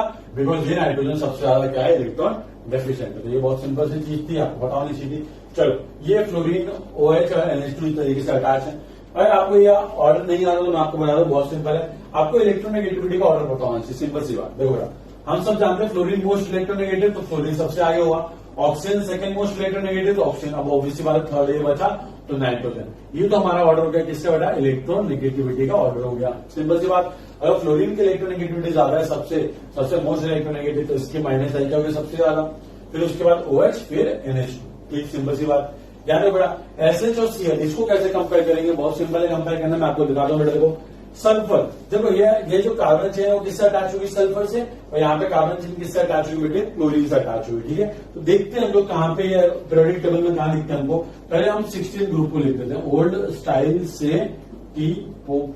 अब सेम हम लोग 17 ग्रुप लिख देते हैं, फिर कल बाहर आई कौन बेटा, आंटी जी। ठीक, तो ये हमने ग्रुप्स लिख दिए। और एक बात हमेशा याद रखना, एक बात देखो बेटा, अगर मैं लेफ्ट से राइट जाता हूं, अगर मैं लेफ्ट से राइट की तरफ जाता हूं पीरियोडिक टेबल में, लेफ्ट से राइट में ऑब्वियस बात 16 के बाद 17 ग्रुप आएगा। आप सब जानते हो कि ऑक्सीजन और फ्लोरीन में मोर इलेक्ट्रोनेगेटिव कौन है बेटा, फ्लोरीन। क्यों? क्योंकि हम सब जानते हैं कि बेटा, अगर आपको नहीं पता तो मैं आपको बता देता हूँ, पीरियोडिक टेबल में हम पढ़ेंगे, मैं अभी बता देता हूँ आपको कि पीरियोडिक टेबल में अगर हम लेफ्ट टू राइट जाते हैं, कहाँ बेटा, लेफ्ट टू राइट जाते हैं, तो जो इलेक्ट्रोनेगेटिविटी बेटा वो क्या होती है, इंक्रीज होती है। और याद रखना, अगर टॉप टू बॉटम जाते हैं तो इलेक्ट्रोनेगेटिविटी क्या होती है बेटा, डिक्रीज होती है। छोटी सी बात है, याद रखना। तो देखो बेटा, वैसे देखो ऑक्सीजन से मोर इलेक्ट्रोनेगेटिव फ्लोरीन है, वैसे क्या होगा, सल्फर से मोर इलेक्ट्रोनेगेटिव कौन होगा बेटा, क्लोरीन होगा। अब हम सब जानते हैं कि हमारे यहाँ पे क्लोरीन मोर इलेक्ट्रोनेगेटिव है एज कम्पेयर टू सल्फर, तो हम लिख सकते हैं कि इलेक्ट्रोनेगेटिविटी का ऑर्डर क्या होगा बेटा, इलेक्ट्रोनेगेटिविटी का ऑर्डर होगा chlorine is more electronegative then sulphur. इसलिए हमारे क्लोरीन की जो माइनस आई की जो स्ट्रेंथ होगी वो SH से क्या होगी, ज्यादा होगा। SH क्या होता है बेटा, हम सब जानते हैं, थायरॉल, है ना बेटा। चलो, ये हो गया हमारा। अब यहाँ पे देखते हैं, यहाँ पे और यहाँ पे, बहुत सिंपल सी चीज है ये। आपको थोड़ा सा बस क्या है, आपको एक चीज पता होनी चाहिए, वो चीज मैंने आपको बताई है कि नहीं बताई है, आपको पता नहीं है कि नहीं पता है, वो उसको हम भी डिस्कस कर लेते हैं। बट स्टिल आप लोग ट्राई करो अपने से सॉल्व करना। ठीक बेटा, और देखो बेटा क्या है कि ये ना थोड़ा सा इसमें क्या है ना कि अपना इलेक्ट्रोनेगेटिविटी, एटॉम का साइज, ये सब थोड़ा यूज होता है, तो इसलिए आपको थोड़ा सा दिक्कत हो सकती है, बट टेंशन मत लो, जल्दी आपको वो चैप्टर हो जाएगा, तो आप लोग आराम से कर सकते हो। वैसे तो मैं आपको सारा बेसिक बताते हुए चल रहा हूँ, ठीक है बेटा। अब एक बात समझते हैं कि ये वाला क्वेश्चन किस तरीके से हमको टैकल करना है। बहुत सिंपल है टैकल करने के लिए। देखो बेटा, अब क्या करो बेटा, इसमें देखो बेटा, यहाँ पे भी कार्बन से अटैच है, ये भी कार्बन से अटैच है, ये भी कार्बन से अटैच होगा, मतलब कि कार्बन चेन से ये भी कार्बन अटैच है, यहाँ पे भी कार्बन चेन से ये भी कार्बन अटैच है, मतलब कि तीनों कार्बन अटैच है। और फिर कार्बन नाइट्रोजन से अटैच है, यहाँ पे भी कार्बन नाइट्रोजन से अटैच है, यहाँ पे भी कार्बन नाइट्रोजन से अटैच है। अब हम लोग कंपेयर कैसे करें यार, अब तो प्रॉब्लम होगी, सब कुछ सेम होगा। सब कुछ सेम नहीं हुआ, मुझे बात बताओ क्या, ये कार्बन ये कार्बन है, ये कार्बन, तीनों का नेचर सेम है क्या? नहीं, बिल्कुल सेम नहीं होगा, बिल्कुल सेम नहीं। अगर आप देखोगे बस नॉर्मल इंसान की तरह, तो आपको तो सेम दिखेंगे कि ये भी कार्बन, ये भी कार्बन, पर ये भी कार्बन। पर एक बात समझो कि ये कार्बन अटैच है ट्रिपल बॉन्ड से, ये कार्बन अटैच है डबल बॉन्ड से, और ये कार्बन अटैच है सिंगल बॉन्ड से। और यहीं पे फैक्टर आ जाता है जिससे यूज करके हम इस क्वेश्चन को सॉल्व कर सकते हैं। कैसे? आपको हाइब्रिडाइजेशन फाइंड करना सिखाया मैंने कार्बन का, बहुत सिंपल है फाइंड करना। कैसे बेटे, देखो इस कार्बन के पास total number of sigma bond find कर लो, आपको पता चल जाएगा। इस कार्बन के पास एक सिंगल बॉन्ड यहाँ पे, एक ट्रिपल बॉन्ड, ट्रिपल बॉन्ड में एक सिग्मा बॉन्ड, यहाँ पे सिंगल में एक सिग्मा, तो दो सिग्मा बॉन्ड है, तो मतलब इस कार्बन का हाइब्रिडेशन आ जाएगा बेटा sp हाइब्रिडेशन। क्या आएगा बेटा? sp hybridisation.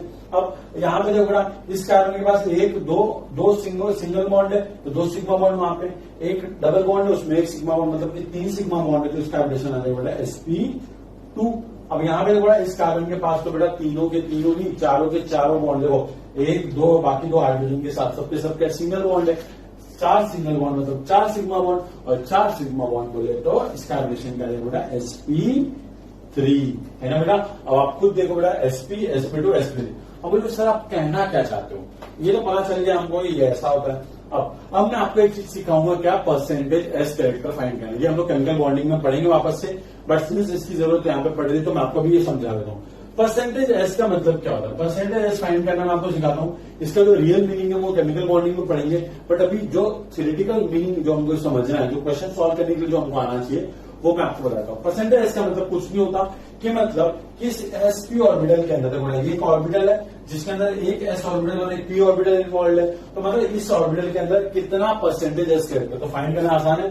देखो बेटा sp के अंदर, अगर आपके अंदर sp ऑर्बिटल के अंदर परसेंटेज s कैरेक्टर फाइंड करना है, तो बेटा sp मतलब देखो बेटा sp मतलब कि एक s ऑर्बिटल मिलके और एक p ऑर्बिटल मिलके, तो देखो एक s और एक p मिलके क्या बनाएंगे? sp ऑर्बिटल बनाएंगे ना।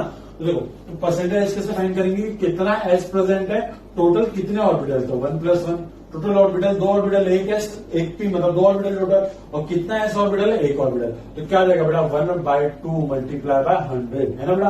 परसेंटेज ऐसे फाइंड करते हैं, क्या आ जाएगा 0.5 into 100, मतलब 50% आ जाएगा यहाँ पे। सिंपल सी बात है। तो मतलब एसपी ऑर्बिटल जो है हमारा, क्या बेटा एसपी ऑर्बिटल जो है उसके जो एसपी ऑर्बिटल उसके अंदर परसेंटेज एस कैरेक्टर कितना है हमारे पास?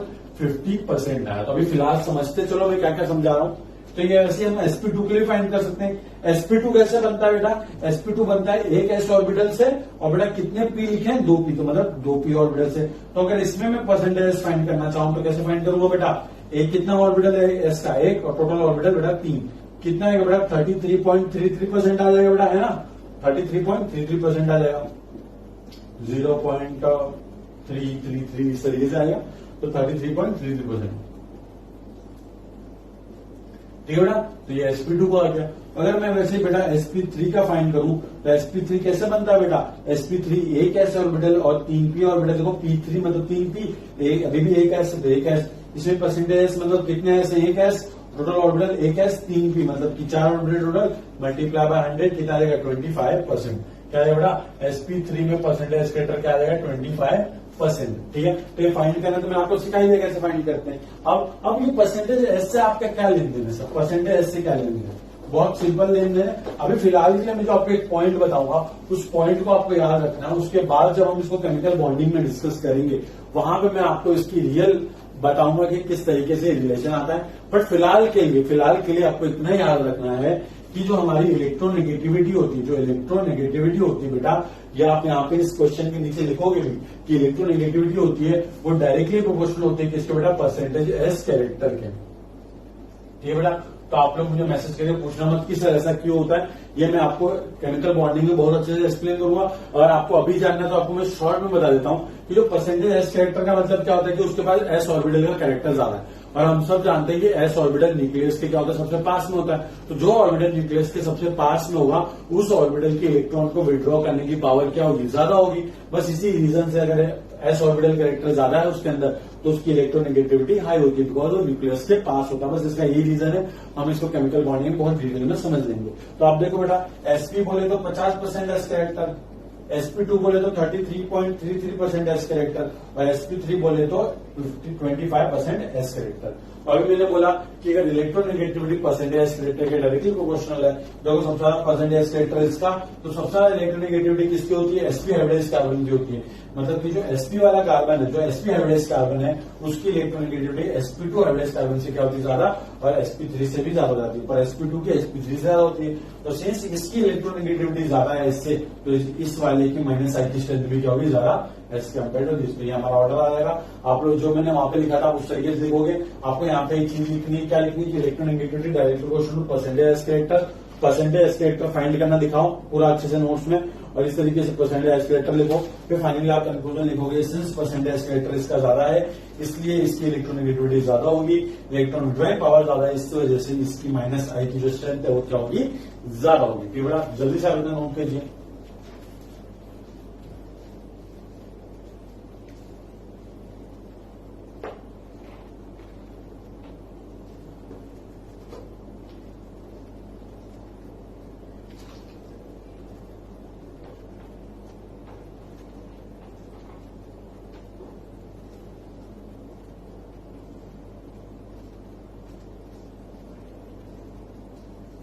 ये बेटा तो क्वेश्चन नंबर 9 तक हमने डिस्कस कर लिया। अब मैं आपको और क्वेश्चन देता हूं, फिर उसको हम डिस्कस करेंगे। ठीक, आई होप आप लोगों को समझ में आ रहा है सब कुछ। देखो जो रिलेशंस है, जैसे कि परसेंटेज कैरेक्टर इलेक्ट्रोनेगेटिविटी का रिलेशन, एटॉमिक साइज इलेक्ट्रोनेगेटिविटी का रिलेशन, ये सारे रिलेशन हमको पता होने चाहिए। तो आप ये सारे क्वेश्चन आपके लिए चुटकी बजाते सॉल्व हो जाएंगे। ठीक है, तो मेक श्योर कि आप वो रिलेशन अच्छे से रेड पेन से अच्छे से लिखेंगे। क्वेश्चन नंबर 10, और बेटा इतने डिटेल में ना कोई नहीं पढ़ा था, लिटरली कोई नहीं पढ़ा था। और आप यूट्यूब पे देख लो, अनअकैडमी में देख लो, कहीं भी देख लो, आपको इतने डिटेल में कहीं पे कुछ नहीं मिलेगा। ठीक, मैं चाहता हूं कि आप एक एक क्वेश्चन को फील करो, क्योंकि क्या है कि हम नहीं चाहते कि छोटा भी आपको डाउट आए, इसलिए हम पूरा बेसिक से हम लोग पढ़ा रहे हैं। ठीक है, तो उसका पूरा फायदा उठाएंगे हम, और हम एक एक चीज पढ़ेंगे अच्छे से। ठीक, तो क्वेश्चन नंबर 10 मैं आपको देता हूं। और question number 10, C double bond OH, ठीक है बेटा, aldehyde group, C double bond OCl। ठीक, चलो और देता हूं मैं आपको क्वेश्चन नंबर 11। अब देखो, आई होप आप लोग धीरे धीरे क्वेश्चन सॉल्व करना सीख रहे होंगे। जहां पे आपको SO3H ग्रुप दिया मैंने सल्फोनिक एसिड वाला, और यहाँ पे दिया मैंने SO2H ग्रुप। ठीक है बेटा, और question number 12, nitrogen 3 fluoride ions हैं, और इस नाइट्रोजन में पॉजिटिव चार्ज क्यों, क्योंकि 4 बॉन्ड बना के रखे हुए हैं, और इस वाले नाइट्रोजन पे 3 H लगे हुए हैं, और इस पे क्या है बेटा, पॉजिटिव चार्ज। ठीक है, तो ये क्वेश्चन आप अटेम्प्ट करो। ये 3 क्वेश्चन बहुत इंपॉर्टेंट है। सेम कॉन्सेप्ट अप्लाई करोगे, जितना मैं समझा रहा हूं आपको, आप आराम से क्वेश्चन कर सकते हो। कुछ नहीं, बच्चे लेवल के क्वेश्चन है। ठीक बेटा, चलो सुनो, अब ये किस तरीके से ये वर्क होने वाला है, जल्दी से इसको देख लेते हैं। अब क्वेश्चन नंबर 10 बेटा, क्वेश्चन नंबर 10 जल्दी से पॉज करके अटेम्प्ट करने की कोशिश करो। बहुत आसान क्वेश्चन है, कुछ नहीं है, जो बेसिक कंसेप्ट मैंने आपको बताया उसको दिमाग में लेकर आपको चलना है। ठीक, चलो अगर आपने कर लिया वेरी गुड, नहीं किया तो पॉज करके कर लो, मैं आपको सोल्यूशन बताता हूं। इसका आंसर ये है, इसका आंसर ये है, इसका आंसर ये है। अब ये ऐसा क्यों है मैं आपको अभी जल्दी से एक्सप्लेन कर देता हूँ। क्वेश्चन नंबर 10 देखो, ये ऐसा क्यों है, बात बहुत सिंपल है। तो यहाँ पे कार्बन डबल बॉन्ड O, यहाँ पे H, यहाँ पे लगा हुआ है कार्बन डबल बॉन्ड O, यहाँ पे Cl। क्या ये कार्बन और ये कार्बन सेम है? वेरी गुड, सेम है। क्यों सेम है? देखो बेटा, ये कार्बन का हाइड्रोजन फाइंड करोगे, 2 सिंगल 1 डबल बॉन्ड मतलब sp2, 3 सिग्मा बॉन्ड है यहाँ पे, ये भी आ जाएगा sp2। तो दोनों sp2 33.33 और यहाँ पे 33.33% एस कैरेक्टर है, तो दोनों की इलेक्ट्रोनेगेटिविटी सेम है। बट एक डिसाइडिंग फैक्टर क्या होगा बेटा, वो वेरी गुड, आपने अगर नोट किया कि ये कार्बन, ये जो कार्बन है इसको हम क्या बोलते हैं, कार्बोनिल कार्बन, हम पढ़ चुके हैं। ये कार्बोनिल कार्बन से यहाँ पे कौन अटैच है, हाइड्रोजन, और यहाँ पे कौन अटैच है बेटा, क्लोरीन। और हम सब जानते हैं कि क्लोरीन की इलेक्ट्रोनेगेटिविटी हाइड्रोजन से क्या होती है, ज्यादा। और ये हमको कैसे पता, बिकॉज हाइड्रोजन की इलेक्ट्रोनेगेटिविटी हम क्या मान के चलते हैं, ये लोग स्टार्टिंग पॉइंट मानते हैं कि वहां उससे ज्यादा इलेक्ट्रोनेगेटिव, उसको हम इलेक्ट्रोनेगेटिव बोलते हैं। अब हाइड्रोजन की इलेक्ट्रोनेगेटिविटी क्लोरीन से कम है, बहुत सिंपल। तो सिंस यहाँ बेटा क्लोरीन की इलेक्ट्रोनेगेटिविटी कार्बन मतलब की है जो हाइड्रोजन उससे ज्यादा है, तो क्या होगा, ये क्लोरीन क्या करेगा, इस तरीके से इलेक्ट्रॉन विड्रॉ करेगा, तो ये क्लोरीन भी कार्बन पे क्या करेगा, माइनस आई इफेक्ट शो करेगा, है ना बेटा।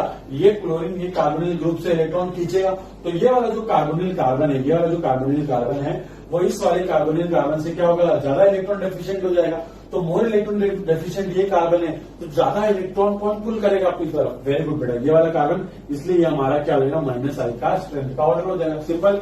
अब ये वाला तो हम आपको ऐसे ही बता सकते हैं, सिंपल से बेटा, यहाँ पे सल्फर को करीब करने वाला है, सल्फर को लूटने वाले कौन कौन बैठे हैं, देखो 3 ऑक्सीजन बैठा हुआ है, और हम सब जानते हैं कि ऑक्सीजन की इलेक्ट्रोनेगेटिविटी सल्फर से क्या होती है, ज्यादा होती है। तो आप लिख लेना इलेक्ट्रोनेगेटिविटी इस तरीके से, अगर आपको याद न हो तो, ठीक। अब वो भी क्यों, क्योंकि हम सब जानते हैं कि देखो स्टाइल कैसे, ओल्ड स्टाइल से टिपो, है ना, ये हमारे एलिमेंटल 16 ग्रुप के, तो जैसे ऊपर से नीचे आओगे एटॉमिक साइज बढ़ेगा बट इलेक्ट्रोनेगेटिविटी कम। तो हम सब जानते हैं कि सल्फर का साइज ऑक्सीजन से बड़ा है, जिसकी वजह से उसकी इलेक्ट्रोनेगेटिविटी ऑक्सीजन से कम है। तो ऑक्सीजन तो वैसे भी most electronegative, second most electronegative atom है। तो बेटा सल्फर को लूटने के लिए बैठे हैं 3 ऑक्सीजन, और यहाँ पे सल्फर को लूटने के लिए बैठे हैं बस 2 ऑक्सीजन।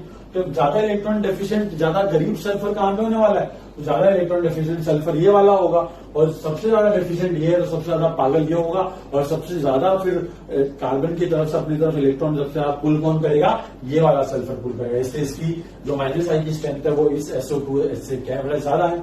देखो सिंपल है, देखो यहाँ पे नाइट्रोजन पॉजिटिव, यहाँ पे नाइट्रोजन पे पॉजिटिव, सीधी सी बात है। तो दोनों नाइट्रोजन पे पॉजिटिव सेम एटम है, बट एक बात समझो, जो सराउंडिंग एटम है वो पूरी पिक्चर डिफरेंट कर देंगे। कैसे बेटा, देखो यहाँ पे 3 कौन अटैच है बेटा, यहाँ पे 3 फ्लोरीन अटैच है, यहाँ पे बेटा यहाँ पे 3 हाइड्रोजन अटैच है, सिंपल सी बात बेटा। अब एक बात बताओ मुझे कि हाइड्रोजन और फ्लोरीन में मोर इलेक्ट्रोनेगेटिव कौन है बेटा, रात को 2 बजे पूछूं तो भी पता चलना चाहिए, क्यों, क्योंकि फ्लोरीन तो मोस्ट इलेक्ट्रोनेगेटिव आइटम है हमारे पीरियोडिक टेबल का, इससे ज्यादा इलेक्ट्रोनेगेटिव तो कोई है ही नहीं।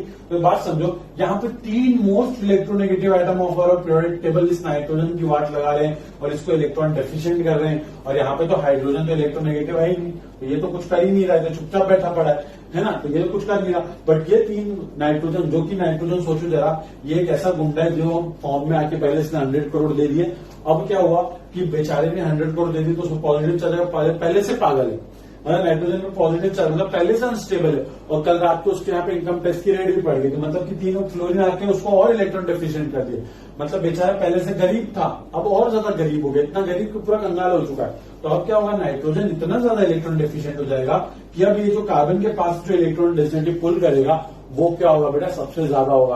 और अगर मैं आपको एक पॉइंट बताऊं तो ये जो ग्रुप है, ये वाला जो ग्रुप है बेटा, ये मोस्ट सबसे ज्यादा स्ट्रॉन्ग माइनस आई वाला ग्रुप है, सबसे मोस्ट।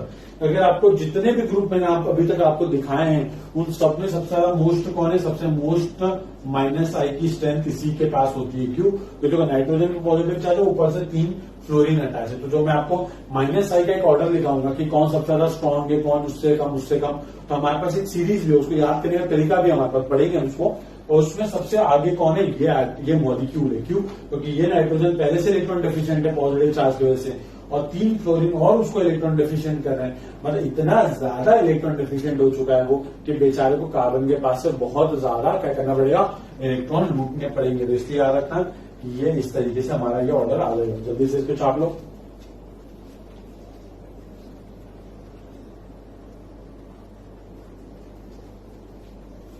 ठीक है बेटा, तो यहाँ पे हम लोग कंप्लीट करते हैं, कुछ क्वेश्चन से वो कर लिखते हैं, उसके बाद माइनस आई की सीरीज है वो दिखाऊंगा मैं आपको, और फिर किस तरीके से उस सीरीज को याद रखना है, क्योंकि उस सीरीज को अगर आपने याद रख लिया ये सारे क्वेश्चन चुटकी बजाती हो जाते हैं। ठीक है बेटा, और ऐसे रखने की जरूरत नहीं है, जैसे मैं जो रीजनिंग बता रहा हूँ वो रीजनिंग आपको आनी चाहिए। ठीक है, CF3 CCl3 CBr3 बेटा, ठीक, और CI3, ये आपके पास 4 कंपाउंड दे रखे, 4 मॉलिक्यूल है, 4 ग्रुप ऑफ एटम आप बोल सकते हो। ये कार्बन चेन से CF3 अटैच है, यहाँ पे कार्बन चेन से CCl3 अटैच है, यहाँ पे कार्बन चेन से CBr3 अटैच है, यहाँ पे कार्बन चेन से CI3 अटैच है। ठीक है बेटा, तो और हमने देख चुके हैं सबके नेमिंग वगैरह सब इजी है ना, तो आप लोग सिर्फ क्या करो, माइनस आई को कंपेयर करो इसको। तो क्वेश्चन नंबर आपका ये हो गया, ये भी क्वेश्चन नंबर समथिंग कुछ है, मान लो जो भी होगा। और एक और आपको देता हूं मैं, तो ये वाला जो कंपैरिजन है ना बेटा, ये वाला कंपैरिजन थोड़ा सा इंपॉर्टेंट है, ये वाला थोड़ा इंपॉर्टेंट है, इसको थोड़ा सा करना अच्छे से, तो इसमें ना नॉर्मली आप उतना अच्छे से सोच नहीं पाएंगे। ठीक बेटा, ये आपको कंपैरिजन, ये वाला थोड़ा सा इंपॉर्टेंट है, इसमें थोड़ा सा आपको दिक्कत हो सकती है, तो प्लीज जरा अच्छे से कर लो। यहाँ पे NCH3, ठीक बेटा, यहाँ पे क्या है, यहाँ पे हाइड्रोजन है क्या यूनियन पे, यहाँ पे भी N है आपके पास, डबल बॉन्ड CH, ठीक बेटा, ये दोनों केस है आपके पास, ये भी आप करेंगे। पर एक और देता हूं मैं आपको क्वेश्चन लास्ट, वो क्वेश्चन है हमारा OH एंड OR। OR मतलब क्या बेटा, alkyl group, it can be methyl, ethyl, propyl, butyl, pentyl, hexyl, heptyl, octyl, कुछ भी, ठीक है। चलो अब जल्दी से इसको पॉज करके आप खुद से थोड़ा एक बार ट्राई करो, उसके बाद विनय सर तो बताएंगे बेसिक से, ठीक है, जल्दी से ट्राई करो आप।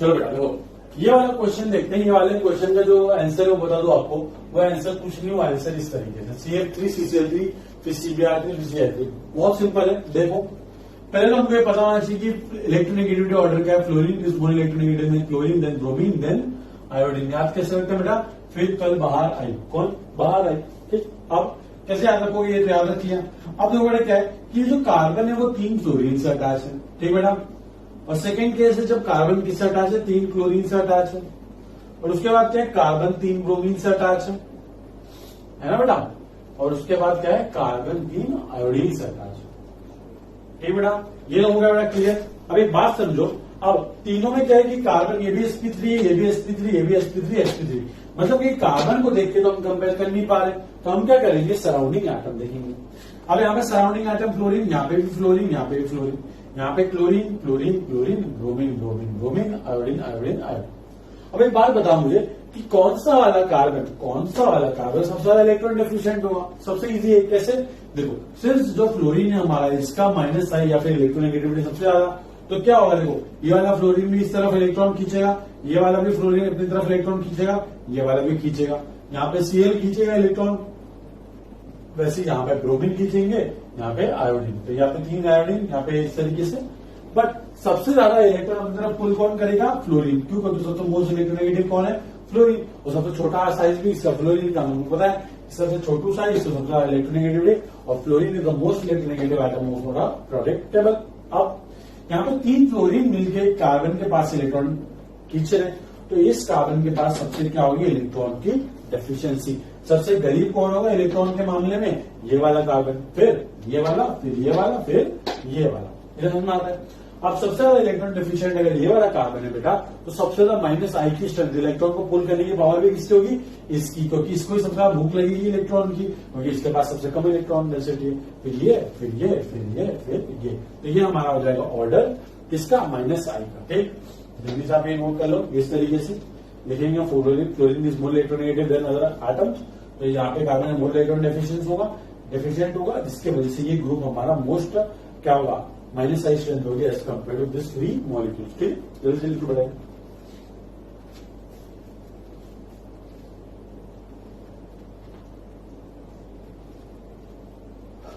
अब ये वाला जो स्टार वाला क्वेश्चन है बेटा, ये स्टार वाला क्यों इंपॉर्टेंट है हम समझते हैं पहले। ये स्टार वाले में दिक्कत पता क्या है, देखो बच्चे सोचते कुछ और है और हो जाता कुछ और है, क्यों, मैं बताता हूं आपको। नॉर्मली यहाँ पे जो अल्काइल ग्रुप्स है, यहाँ पे क्या बेटा, यहाँ पे जो RR मतलब अल्काइल ग्रुप्स है, तो नॉर्मली बच्चा क्या सोचता है कि यार ये अल्काइल ग्रुप है तो +I का ग्रुप है, +I मतलब वो इलेक्ट्रॉन देते होंगे, तो वो इलेक्ट्रॉन देंगे तो ये नाइट्रोजन के पास तो थोड़ी सी इलेक्ट्रॉन डेंसिटी होगी, और ये नाइट्रोजन सबसे ज्यादा इलेक्ट्रॉन डेफिशिएंट होगा, तो सिंस ये नाइट्रोजन का इलेक्ट्रॉन डेफिशिएंट है तो इसकी -I की स्ट्रेंथ होनी चाहिए। बट ये आंसर नहीं है इसका, ये गलत थिंकिंग है आपकी, ये गलत होगा आपका। इसका करेक्ट जो ऑर्डर है कुछ और है, वो करेक्ट ऑर्डर कुछ इस तरीके से, ठीक। अब मैं बताता हूं कैसे। देखो पहला केस ले लो, नाइट्रोजन से क्या अटैच है, 3 हाइड्रोजन अटैच है, ठीक। और सेकेंड वाले केस में क्या बेटा, नाइट्रोजन से 3 अल्काइल ग्रुप अटैच है।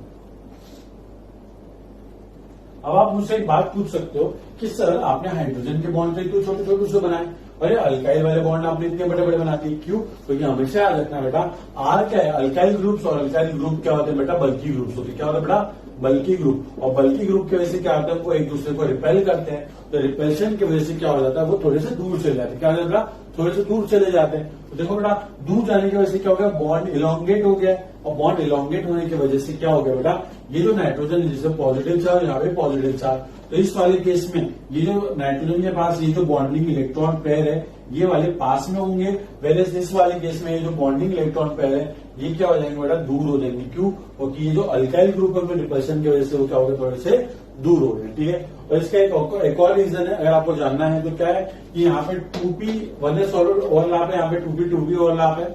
ठीक है, तो यहाँ पे क्या होता है बेटा कि यहाँ पे परसेंटेज p कैरेक्टर ज्यादा होता है और यहाँ पे परसेंटेज s कैरेक्टर ज्यादा होता है, जिसकी वजह से इस पर्टिकुलर बॉन्ड में परसेंटेज s कैरेक्टर ज्यादा होने की वजह से इसकी न्यूट्रॉन पावर भी ज्यादा होती है। और परसेंटेज s कैरेक्टर वाला रीजन हम केमिकल बॉन्डिंग में आराम से समझ लेंगे। अभी के लिए आप बस ये वाला रीजन समझो कि R जो अल्काइल ग्रुप होते हैं ये बल्कि ग्रुप्स होते हैं, जिनकी वजह से इनके बीच में क्या होता है, स्टेरिक रिपल्शन होता है। रिपल्शन होता है बड़ा, कुछ भी मोटे लोगों को आप एक जगह बिठा दोगे तो एक जगह बैठ ही नहीं सकते, क्यों, बहुत सारे हैवी हैं, तो क्या होंगे, एक दूसरे को रिपेल कर करके दूर दूर भाग जाएंगे। बस वैसे ही ये एक दूसरे से दूर भागते हैं, जिसकी वजह से ये इलेक्ट्रॉन डेंसिटी भी क्या हो जाती है, थोड़ी सी नाइट्रोजन से क्या हो जाती है, दूर की तरफ चली जाती है, और नाइट्रोजन क्या हो जाता है और इलेक्ट्रॉन डेफिशिएंट हो जाता है, जिस वजह से ये nitrogen more electron deficient as compare to this nitrogen.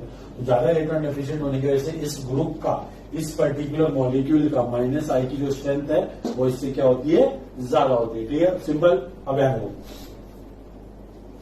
बड़ा सिंपल है नंबर है ना, देखो कैसे, देखो यहाँ पे नाइट्रोजन है, ये भी नाइट्रोजन से अटैच है, इसमें भी पॉजिटिव चार्ज है, इसमें पॉजिटिव चार्ज, तो आप सोचोगे कि क्या सर इन दोनों का -I की स्ट्रेंथ ज्यादा है क्या, ना ना, दोनों की सेम है क्या, नहीं नहीं बेटा, क्यों, बिकॉज आप सराउंडिंग में देखो, आप बोलोगे सर ये भी कार्बन से अटैच है, ये भी कार्बन से अटैच है, बट वो दोनों कार्बन सेम है क्या, नहीं, ये कार्बन सिंगल से अटैच है, ये कार्बन डबल बॉन्ड से अटैच है। अगर मैं कार्बन का एब्रेशन फाइंड करने जाऊं तो इस कार्बन का एब्रेशन आएगा बेटा sp3, क्योंकि 4 सिंगल बॉन्ड मतलब 4 सिग्मा बॉन्ड, यहाँ पे 1 डबल बॉन्ड 2 सिंगल बॉन्ड मतलब कि 3 सिग्मा बॉन्ड, तो मतलब इस कार्बन का एब्रेशन आएगा sp। और हम सब जानते हैं कि इलेक्ट्रोनेगेटिविटी sp की क्या होती है, sp2 वाले की ज्यादा होती है एज कम्पेयर टू sp3। तो क्या होगा बेटा, सिंस इसकी इलेक्ट्रोनेगेटिविटी इस ग्रुप की इस ग्रुप से ज्यादा है, तो ये ग्रुप क्या करेगा, इस नाइट्रोजन को ज्यादा इलेक्ट्रॉन डेफिशिएंट कर देगा, और ये वाला ग्रुप रिलेटिवली थोड़ा कम डेफिशिएंट होगा। तो सिंस ये वाला ग्रुप हमारा ज्यादा इलेक्ट्रॉन डेफिशिएंट है, तो इसकी -I की स्ट्रेंथ ज्यादा होगी as compare to this one. ठीक है, बड़ा सिंपल था, कोई रॉकेट साइंस नहीं है, आराम से आप कर सकते हो। जल्दी से ये एक्सप्लेनेशन आप लिख लो अपने वर्ड्स में।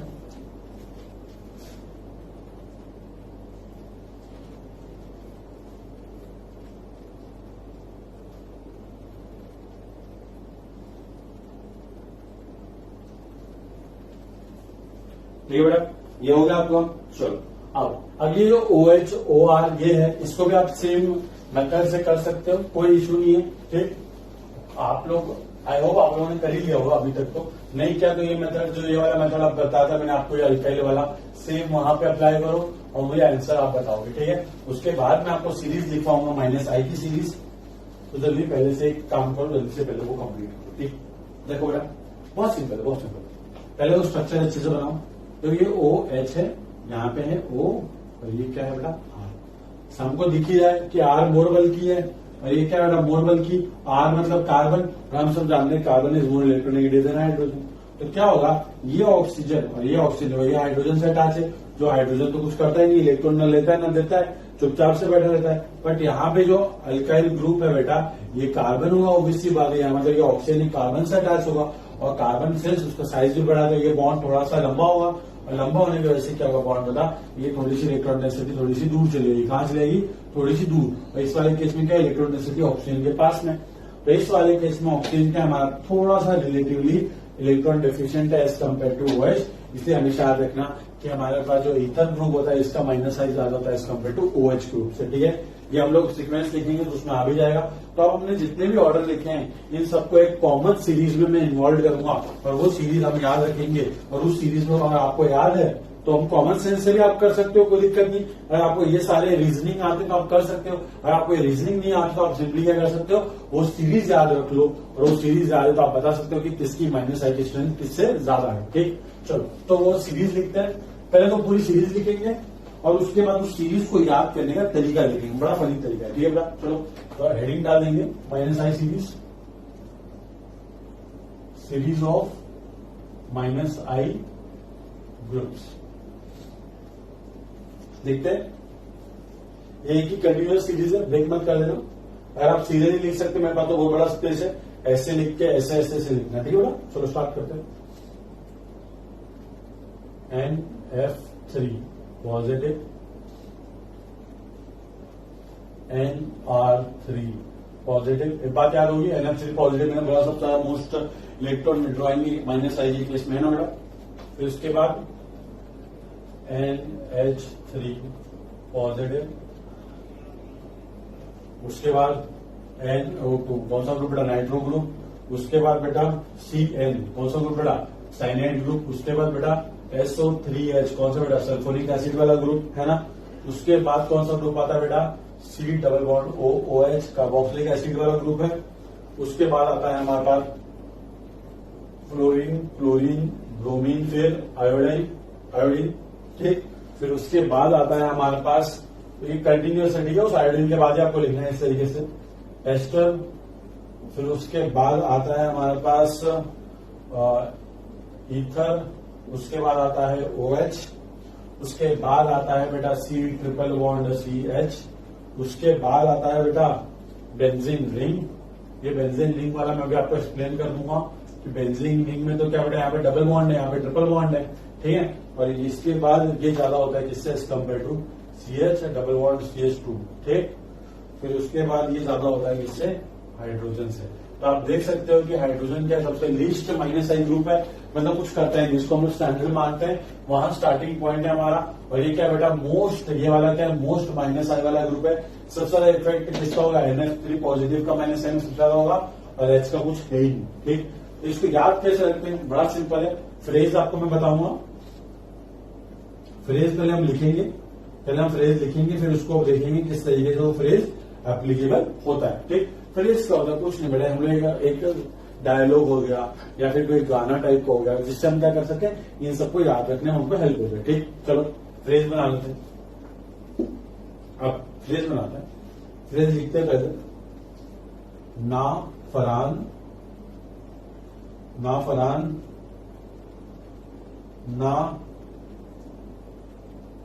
रैंचो, क्या बेटा, ना फरान ना रैंचो।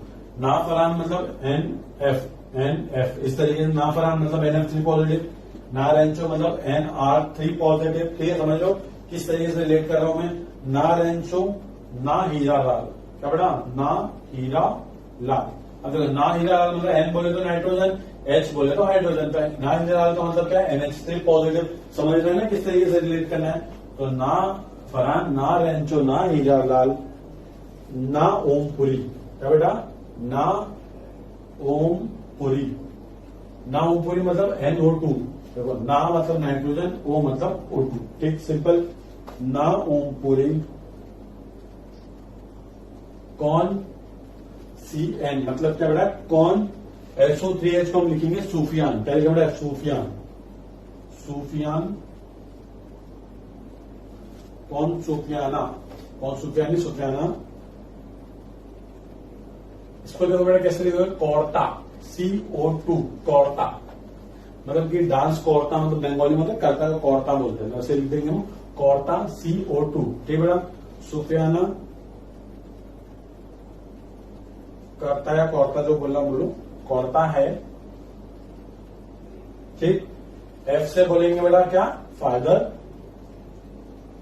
C से बेटा Cl से हम लिख देंगे कलेक्टर। ब्रोमीन से लिखेंगे हम ब्रदर। I से हम लिखेंगे बेटा इंस्पेक्टर, ठीक बेटा।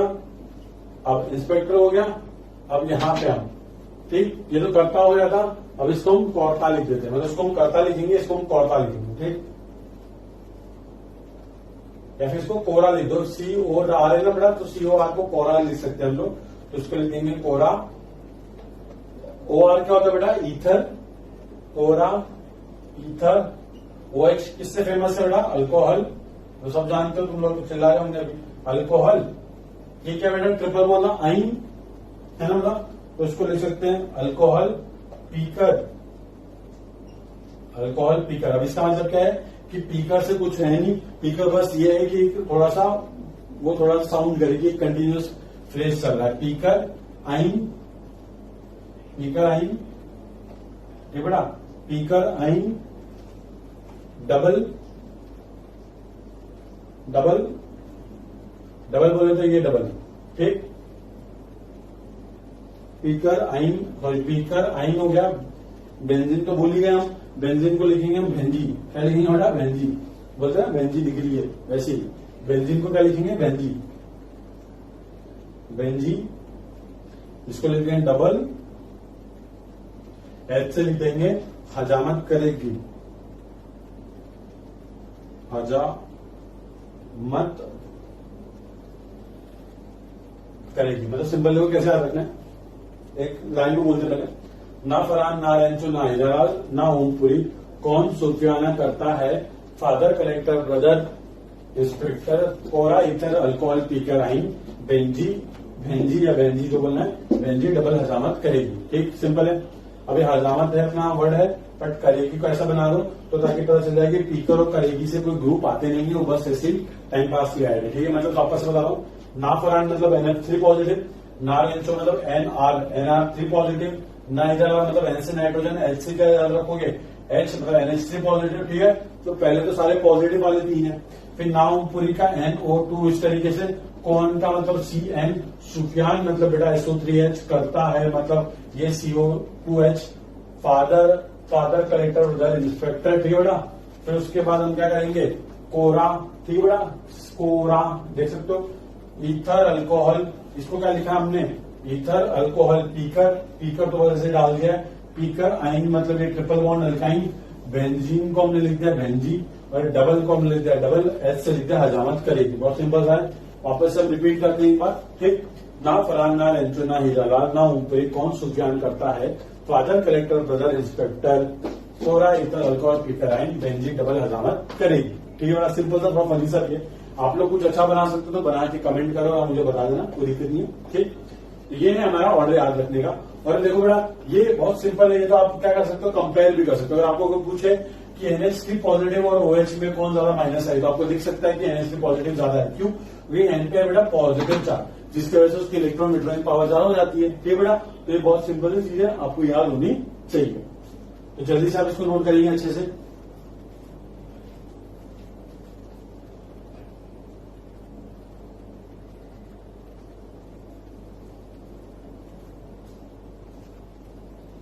ये बेटा, आप कुछ बच्चे सोच रहे होंगे कि सर ये वाला मुझे एक्सप्लेन कीजिए जरा कि बेंजीन और इसमें ये कैसा आपने जज किया। बड़ा सिंपल है जज करना। देखो बेटा कैसे, ये sp2 sp कार्बन है, ये वाला कार्बन देखो ये sp2 कार्बन है और ये sp2 कार्बन है। ठीक, अब आप सोचोगे सर ये दोनों sp2 है तो इसको आपने आगे क्यों लिखा? बहुत सिंपल है बेटा, ये एक sp2 कार्बन दो sp2 कार्बन से अटैच है और ये sp2 कार्बन बस एक sp2 कार्बन से अटैच है। मतलब इस एक sp2 को दो sp2 इलेक्ट्रॉन विड्रॉ कर रहे हैं, यहाँ पे इस एक sp2 को बस एक sp2 विड्रॉ कर रहा है, जिस वजह से हमने बेंजीन का माइनस साइज ज्यादा कंसिडर किया as compare to double bond. ठीक है बेटा, ये छोटी सी बात थी, आप याद रखना। आप एक काम करेंगे, आज के लेक्चर में, नेक्स्ट लेक्चर में आपको मैं सिखा दूंगा कि किस तरीके से पीरियोडिक टेबल में जो नॉर्मल ट्रेंड्स हो कैसे, मतलब कि एटॉमिक साइज, इलेक्ट्रोनेगेटिविटी, ये सारी चीजें मैं आपको एक्सप्लेन कर दूंगा। एक बेसिक वीडियो बनाऊंगा जिसमें मैं सारी चीजें बताऊंगा ताकि आपको ये सारी चीजें समझने में दिक्कत ना आए बेटा। ठीक है बेटा, थैंक यू सो मच। जय गणेश की। कोई दिक्कत हो मुझे पर्सनली आप कॉन्टेक्ट करिएगा। ठीक है बेटा।